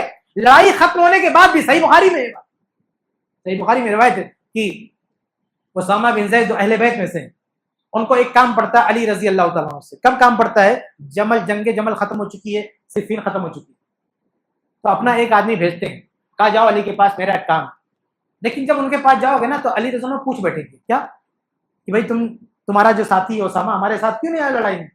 تو تم ان کو یہ جواب دینا کہ لو کنت فی شدق الاسد، کہ اے علی اگر آپ شیر کے جبڑے میں چلے جائیں نا تو میں ادھر بھی آپ کے ڈیفنس میں، آپ کے پروٹیکشن میں آ کے کھڑا ہو جاؤں گا، لیکن ہذا امر لم ارہ، لیکن یہ مسلمانوں کے بیچ میں لڑنا، اس میں آپ کے ساتھ نہیں۔ یہ کب بول رہے ہیں؟ لڑائی ختم ہونے کے بعد، عمار رضی اللہ عنہ کی شہادت کی بات بول رہے ہیں۔ اسامہ بن زید کوئی پچھتاوا نہیں، ان کو لڑائی سے دور ہے، کوئی پچھتاوا نہیں ہے، اسامہ اہل بیت میں سے، اور کس کو جواب دے رہے ہیں؟ علی کو ڈائریکٹ جواب دے رہے ہیں۔ بات کہاں؟ صحیح بخاری میں، روایت صحیح بخاری موجود ہے، کوئی پچھتاوا نہیں ان صحابہ کرام کو. تو آپ دیکھ رہے ہیں کہ ان تینوں گروہ میں سعد بن ابی وقاص رضی اللہ عنہ کا جو گروہ، ان کے ساتھ کیا کیا خصوصیت ہے؟ نمبر ایک، سب سے بڑی تعداد ان کی ہے. نمبر دو، صحابہ کرام کے علماء محدثین ان کے ساتھ ہیں. نمبر تین، ان کے ساتھ دلائل موجود ہے. نمبر چار، ان کو اپنی موقع پر کوئی پچھتاوا نہیں ہے. اتنی بڑی کوالٹی وہ جماعت کے ساتھ. اور نمبر پانچ، علی رضی اللہ عنہ، حسن بن علی نے جب اتفاق کرایا تو اللہ کے نبی نے اسی کو سراہا اور وہ جماعت بھی خوش ہو گئی اس بات سے. یہ ساری باتیں سامنے رکھو اور پھر پوچھو کہ آپ اس دور میں ہوتے تو کس کے ساتھ میں ہوتے؟ ہر عقل مند آدمی کہے گا میں ہوتا تو سعد بن ابی وقاص کے ساتھ ہوتا. لیکن تم ڈنڈی مارتے ہو، صرف دو کا نام لے کے سوال اچھالتے ہو کہ بتاؤ کس کے ساتھ. تینوں کا نام لو نا، تینوں گروپ کی پوزیشن واضح کرو، پھر سوال کرو آپ اس دور میں ہوتے تو کس کے ساتھ ہوتے. یقیناً ہم سے کوئی سوال کرے گا، میرا جواب یہ، میں اس دور میں ہوتا سعد بن ابی وقاص رضی اللہ عنہ کے ساتھ ہوتا. میں اپنی تلوار معاویہ کے گردن پہ نہیں، احد پہاڑ پہ رکھ دیتا، توڑ دیتا تھا. کہ اللہ کے نبی کی حدیث پہ عمل کرتا، حدیث کی پیروی کرتا. یہ معاویہ رضی اللہ تعالیٰ عنہ کو بلا وجہ جو ہے بدنام کرتا. بہرحال کہنے کا مطلب یہ کہ معاویہ رضی اللہ تعالیٰ عنہ کے علی رضی اللہ عنہ کے دور میں جو ان کا اختلاف تھا اس میں کوئی بدنیتی نہیں تھی. وہ خون عثمان کے قصاص چاہتے تھے اور اس میں وہ غلطی پر نہیں تھے. ہاں، یہ جو بیچ میں لڑائی ہوگی اس کو صحابہ کرام کی بڑی تعداد نے پسند نہیں کی. اس میں دونوں طرف کا معاملہ ہے، لیکن اس میں سب سے بہترین جماعت وہی تھی جو لڑائی سے دور اختیار کی. اور اس معاملے میں اللہ کے نبی صلی اللہ علیہ وسلم کی حدیث دعوتہما واحدہ، دونوں کی دعوت دے گئے. البتہ ایک اور حدیث بھی صحیح مسلم کی جس کو سامنے رکھ کر ابن تیمیہ رحمہ اللہ نے کہا کہ یہ دونوں جماعت حق پر. اللہ کے نبی نے فرمایا کہ یہ جو دونوں جماعت آپس میں لڑ جائے گی اس میں حق سے زیادہ اقرب، زیادہ قریب وہ جماعت ہے جو خوارج سے قتال کرے. اور خوارج سے قتال علی رضی اللہ تعالیٰ عنہ نے کیا ہے. اس بنیاد پر ہم کیا کہیں گے کہ یہ جو تین گروہ میں ہے وہ مکمل حق پر سعد بن ابی وقاص کا گروہ. باقی یہ دونوں باطل پر نہیں، یہ دونوں کی آواز بھی حق کی آواز تھی. ہاں، معاویہ رضی اللہ عنہ چونکہ حاکم میں خلیفہ نہیں ہے لیکن اس لیے یہ حق سے قریب ہیں، اور علی رضی اللہ عنہ چونکہ حاکم میں خلیفہ اس لیے حق سے اقرب. اب یہ جذباتی بندہ کیا کہتا ہے؟ کہتا ہے کہ اس حدیث کو لے کے آپ بولتے ہو کہ معاویہ حق سے قریب، علی اقرب، تو حق میں کون ہے؟ اس بندے کی ایک کلپ ہے، اس میں یہ کہتا ہے، ابھی میں نے پچھلے اظہار حق کی اشتہار میں جواب دیا، وہ کہتا ہے بڑے ہنس کے مذاق اڑا کے کہتا ہے کہ یہ کون سی بات ہوئی کہ اللہ کے نبی کہتے ہیں کہ یہ اقرب ہے اور یہ قریب ہے اور حق پر کون ہے؟ بتائیں نا. کیوں نہیں بتائیں گے اللہ کے نبی؟ لیکن پوری حدیث سے بتا، حق پہ سعد بن ابی وقاص ہے، مکمل ہوا ہے. تینوں کو بتاؤ نا، ہم تینوں کو لائیں گے تو سعد بن ابی وقاص حق پر ہیں اور علی رضی اللہ عنہ اقرب الی الحق ہے، معاویہ قریب ہے. کہاں غائب ہے حق پر رہنے والا؟ ہے موجود ہے لیکن تجھے دکھائی نہیں دیتا. ساری حدیث سامنے رکھ کر بات کرو. تو اس معاملے میں بھی معاویہ رضی اللہ عنہ کو ہم باغی یا ناحق نہیں بول سکتے، باغیوں کو حکومت نہیں دی جاتی. اور اس کے بعد جب معاویہ رضی اللہ عنہ پر اتفاق ختم ہو گیا، میں بات سمیٹتا ہوں. معاویہ رضی اللہ تعالیٰ عنہ کے خلیفہ پر جب سب کا اتفاق ہو گیا تو اس کے بعد 20 سال تک انہوں نے خلافت کی. اس کے بعد کا پہلے کا بھی دور دیکھیں گے تو وہ بھی 20 سال سے اوپر جاتا ہے، یعنی پورا جوڑیں تو آپ 40 سال تک بھی ہو جاتا ہے کہ اس اللہ کے بندے نے، اس عظیم صحابی نے 40 سال تک حکومت کی ہے، کبھی چھوٹے علاقے پہ کبھی بڑے علاقے پہ، اور 20 سال تک تو پورے عالم اسلام کے خلیفہ بن گئے. اور جب یہ خلیفہ بنے اس کے بعد 20 سال تک یہ اللہ کا بندہ رکا نہیں ہے، اسلام کی دعوت کو، ہدایت کو تقریباً آدھی دنیا تک پہنچا دیا. آدھی دنیا تک. آج ہم یہاں بیٹھ کے اللہ اس کے رسول کا نام لے رہے ہیں، دین پر ہیں، اس میں اسی خاندان کا یوگدان ہے، اسی خاندان کی محنت. معاویہ رضی اللہ تعالیٰ عنہ، بنو امیہ، ان لوگوں نے جو کارنامے انجام دیے ہیں وہ صرف توحید کا جھنڈا بلند کیا، صرف توحید کا جھنڈا بلند کیا انہوں نے. اس کے علاوہ ان کو کچھ نہیں آتا تھا. امام ذہبی رحمہ اللہ نے لکھا ہے کہ بنو امیہ کو سوائے اس کے کچھ آتا نہیں تھا کہ ہدایت سب کو عام کرنی. اور کیوں نہ، اللہ کے نبی صلی اللہ علیہ وسلم کی حدیث ہے سنن ترمذی کی، اللہ کے فرماتے ہیں کہ اے اللہ تعالیٰ معاویہ کو ہدایت دے، وجعلہ ہادیا مہدیا، اور معاویہ کو ہادی بنا، ہدایت یافتہ بنا، وحد بھی، اور معاویہ کے ذریعے لوگوں کو ہدایت دے. کیا یہ دعا قبول ہوئی کہ نہیں ہوئی؟ آدھی دنیا تک اسلام پہنچا دیا، دعا نہیں قبول ہوئی؟ ہاں، اللہ کے رسول دعا کہہ رہے دے رہے کہ اے اللہ معاویہ کے ذریعے لوگوں کو ہدایت دے. ایسی دعا قبول ہوئی کہ آدھی دنیا تک ہدایت پہنچ گئی معاویہ رضی اللہ عنہ. معاویہ رضی اللہ عنہ کی سیاست، ان کی تدبیر، ان کے حسن انتظام سے اور ان کی سیاسی خدمات سے اتنی دور دور تک اسلام پہنچا دیا۔ آپ دیکھیں کہ ان کی زندگی کے اہم اہم موڑ پر کوئی نہ کوئی حدیث آپ کو مل جاتی ہے۔ جب وہ ابو بکر سے لے کر عثمان بن عفان تک جس طرح سے حسن انتظام ہے، ان کی جو مدبرانہ صلاحیت ہے، نبی کے دور میں تو آپ کو حدیثیں سنا چکا 5-6، نبی کے بعد جو ان کا حسن انتظام ہے، امور سیاست میں جو ان کی مہارت ہے، اللہ کے نبی کی اس کے لیے بھی دعا ابن حبان کی روایت ہے کہ اللہم علم معاویہ الکتاب والحساب وقہ العذاب، اے اللہ معاویہ رضی اللہ عنہ کو قرآن کا علم دے اور حساب سکھا دے اور عذاب سے بچا دے۔ اس کا یہ دعا ہے معاویہ کے لیے، اور یہ دعا قبول ہوگی، نبی دعا کرے قبول نہ ہو؟ آپ کیسے کہہ سکتے ہو یہ دعا اللہ کے نبی نے قبول نہیں؟ اس کے بعد جب اختلاف ہوتا ہے وہاں بھی حدیث ملتی ہے کہ دعوتہما واحدہ، دونوں کی دعوت ایک ہے، اور اس کے بعد جب صلح ہوتی وہاں بھی حدیث ملتی ہے معاویہ کے حق میں کہ میرا بیٹا صلح کرا دیا، حکومت معاویہ کے پاس جاتی ہے۔ اس کے بعد جب خلیفہ بنتے ہیں ادھر بھی حدیث ملتی ہے صحیح مسلم کی، 12 خلیفہ ہوتے اس میں ایک ہوتے ہیں۔ اس کے بعد جب خلیفہ بن کے اور شروعات کرتے ہیں اسلامی خدمات کی، اسلامی کی سرحدوں کی توسیع کی، تو سب سے بڑا کارنامہ جو انجام دیتے ہیں معاویہ رضی اللہ تعالیٰ عنہ، پوری اسلامی تاریخ میں سب سے پہلے مسلم نیوی کی بنیاد رکھنے والے معاویہ۔ اس معاویہ سے پہلے جنگ ہو رہی تھی، صرف بحری فوج تھی مسلمانوں کے پاس، بری فوج تھی، بحری فوج نہیں تھی، زمینی فوج تھی مسلمانوں کے پاس، سمندری فوج مسلمانوں کے پاس تھی نہیں، لیکن جو کفار تھے ان کے پاس سمندری ان کی نیوی بہت پاورفل تھی۔ معاویہ رضی اللہ خلیفہ بنے، خلیفہ نہیں، خلیفہ سے پہلے ہی خلیفہ بنے تو مضبوط کیا نیوی کو۔ خلیفہ سے پہلے عمر فاروق کے دور میں عمر فاروق رضی اللہ سے مشورہ لینے پرمیشن مانگ رہے جب انہوں نے شام کا امیر بنایا، بولے کہ میں سمندری نیوی بنانا چاہتا ہوں، میں سمندری فوج بنانا چاہتا ہوں، میں جہاز کشتی بنا رہا ہوں، ہماری فوج اب سمندر میں بھی جا کے لڑائی لڑے گی۔ تو عمر رضی اللہ نے سب کو بلا کے مشورہ کیا، کہا اس میں رسک کتنا ہے؟ تو لوگوں نے کہا کہ بھائی اگر یہ کشتی ڈوب گئی سب کے سب مارے جائیں گے، بھائی زمین پر لڑائی ہوتی ہے، کچھ شہید ہوتے ہیں، کچھ بچ کے آتے ہیں، ادھر تو سب چلے جائیں گے۔ تو عمر فاروق نے کہا نہیں معاویہ تم یہ قدم نہیں اٹھا سکتے، اس میں بہت بڑا رسک ہے۔ اس کے بعد معاویہ رضی اللہ محنت کرتے ہیں اور پھر ایک نئے سرے سے تیاری کرتے ہیں اور پھر اپڈیٹ کرتے ہیں کہ اب ہم نے اتنی اچھی پلاننگ کر لی ہے کہ اب ہمارے پاس رسک بہت کم ہے۔ تو عمر فاروق پرمیشن دے دیتے ہیں، ٹھیک ہے یہ کام تم آگے بڑھاؤ، لیکن اس کشتی میں اپنے حکم سے کسی کو سوار نہیں کرنا، آپشن دینا اور کہنا کہ بھائی جس کو آنا ہے آئے۔ جیسے بری فوج ہوتی ہے حکم دے کے آپ آگے بڑھتے ہو، لیکن یہاں نہیں، یہاں اعلان کر دینا کہ ہم سمندری غزوہ کرنے جا رہے ہیں، کس کو آنا ہے، جس کو اپنی جان ہتھیلی پہ لینا آ جائے ہمارے ساتھ، جو اپنی مرضی سے آئے آنا، باقی فوج کو مجبور مت کرنا۔ یہ عمر فاروق جیسا بہادر جھجک رہے ہیں، ان کو تھوڑا سا خوف میں اندیشہ ہے، لیکن یہ بہادر ڈٹا ہوا، یہ معاویہ ڈٹا ہوا ہے، اور اس نے پوری اسلامی تاریخ میں سب سے پہلے مسلم نیوی کی بنیاد رکھی اور شروع کیا۔ اور اللہ کے نبی صلی اللہ علیہ وسلم کی حدیث یہاں بھی آتی ہے صحیح بخاری میں نکل کے، اللہ نے فرمان اول جیش من امتی یغزون البحر قد اوجبوا، میری امت کا پہلا لشکر جو سمندری جہاد کرنا شروع کرے گا، سب نے اپنے اوپر جنت واجب کر لی ہے۔ اس پہلے لشکر کی تشکیل کرنے والے، اس کو وجود میں لانے والے کون ہے؟ معاویہ رضی اللہ تعالیٰ عنہ۔ اللہ کے نبی جنت کی بشارت دے رہے، اتنا بڑا طاقتور بنایا اسلامی فوج کو معاویہ رضی اللہ عنہ۔ اور یہ وہی معاویہ ہے جس نے اپنے بیٹے یزید کو بھیجا تھا قسطنطنیہ سے ٹکرانے کے لیے، بحری فوج میں بٹھا کے بھیجا، جاؤ۔ لوگ کہتے ہیں کہ معاویہ نے اپنی وفات کے بعد حکومت دے دیا اپنے بیٹے کو، اور اللہ کے بندے حکومت سے پہلے جان ہتھیلی پہ رکھ دیا، وہ دکھائی نہیں دیتا، بھیج دیا قسطنطنیہ لڑنے کے لیے، زندہ واپس آنے کی ذمہ داری تھی۔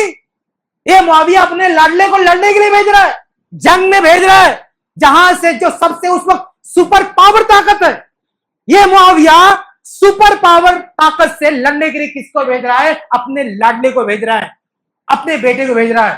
دنیا کو یہ یاد نہیں ہے، ارے تخت پہ بٹھانے سے پہلے جنگ میں جھونکا اپنے بیٹے کو، تمہیں یہ یاد نہیں کہ مرنے کے لیے، یعنی اتنی بڑی، جہاں عمر فاروق بھی گھبرا رہے، ایسے لوگ اتنے بڑے سپر پاور سے ٹکرا دیا اپنے بیٹے کو، اور گیا وہ ڈنگا بجا کے واپس آیا، اور تم کو صرف یہ دکھائی دیتا ہے بیٹے کو بٹھا دیا۔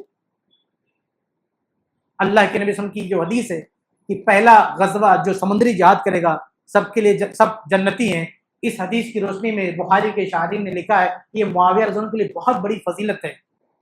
اور امام اصفہانی رحمہ اللہ نے لکھا ہے کہ ہم گواہی دیتے ہیں انہ من اہل جنہ، کہ معاویہ رضی اللہ عنہ جنتی ہے۔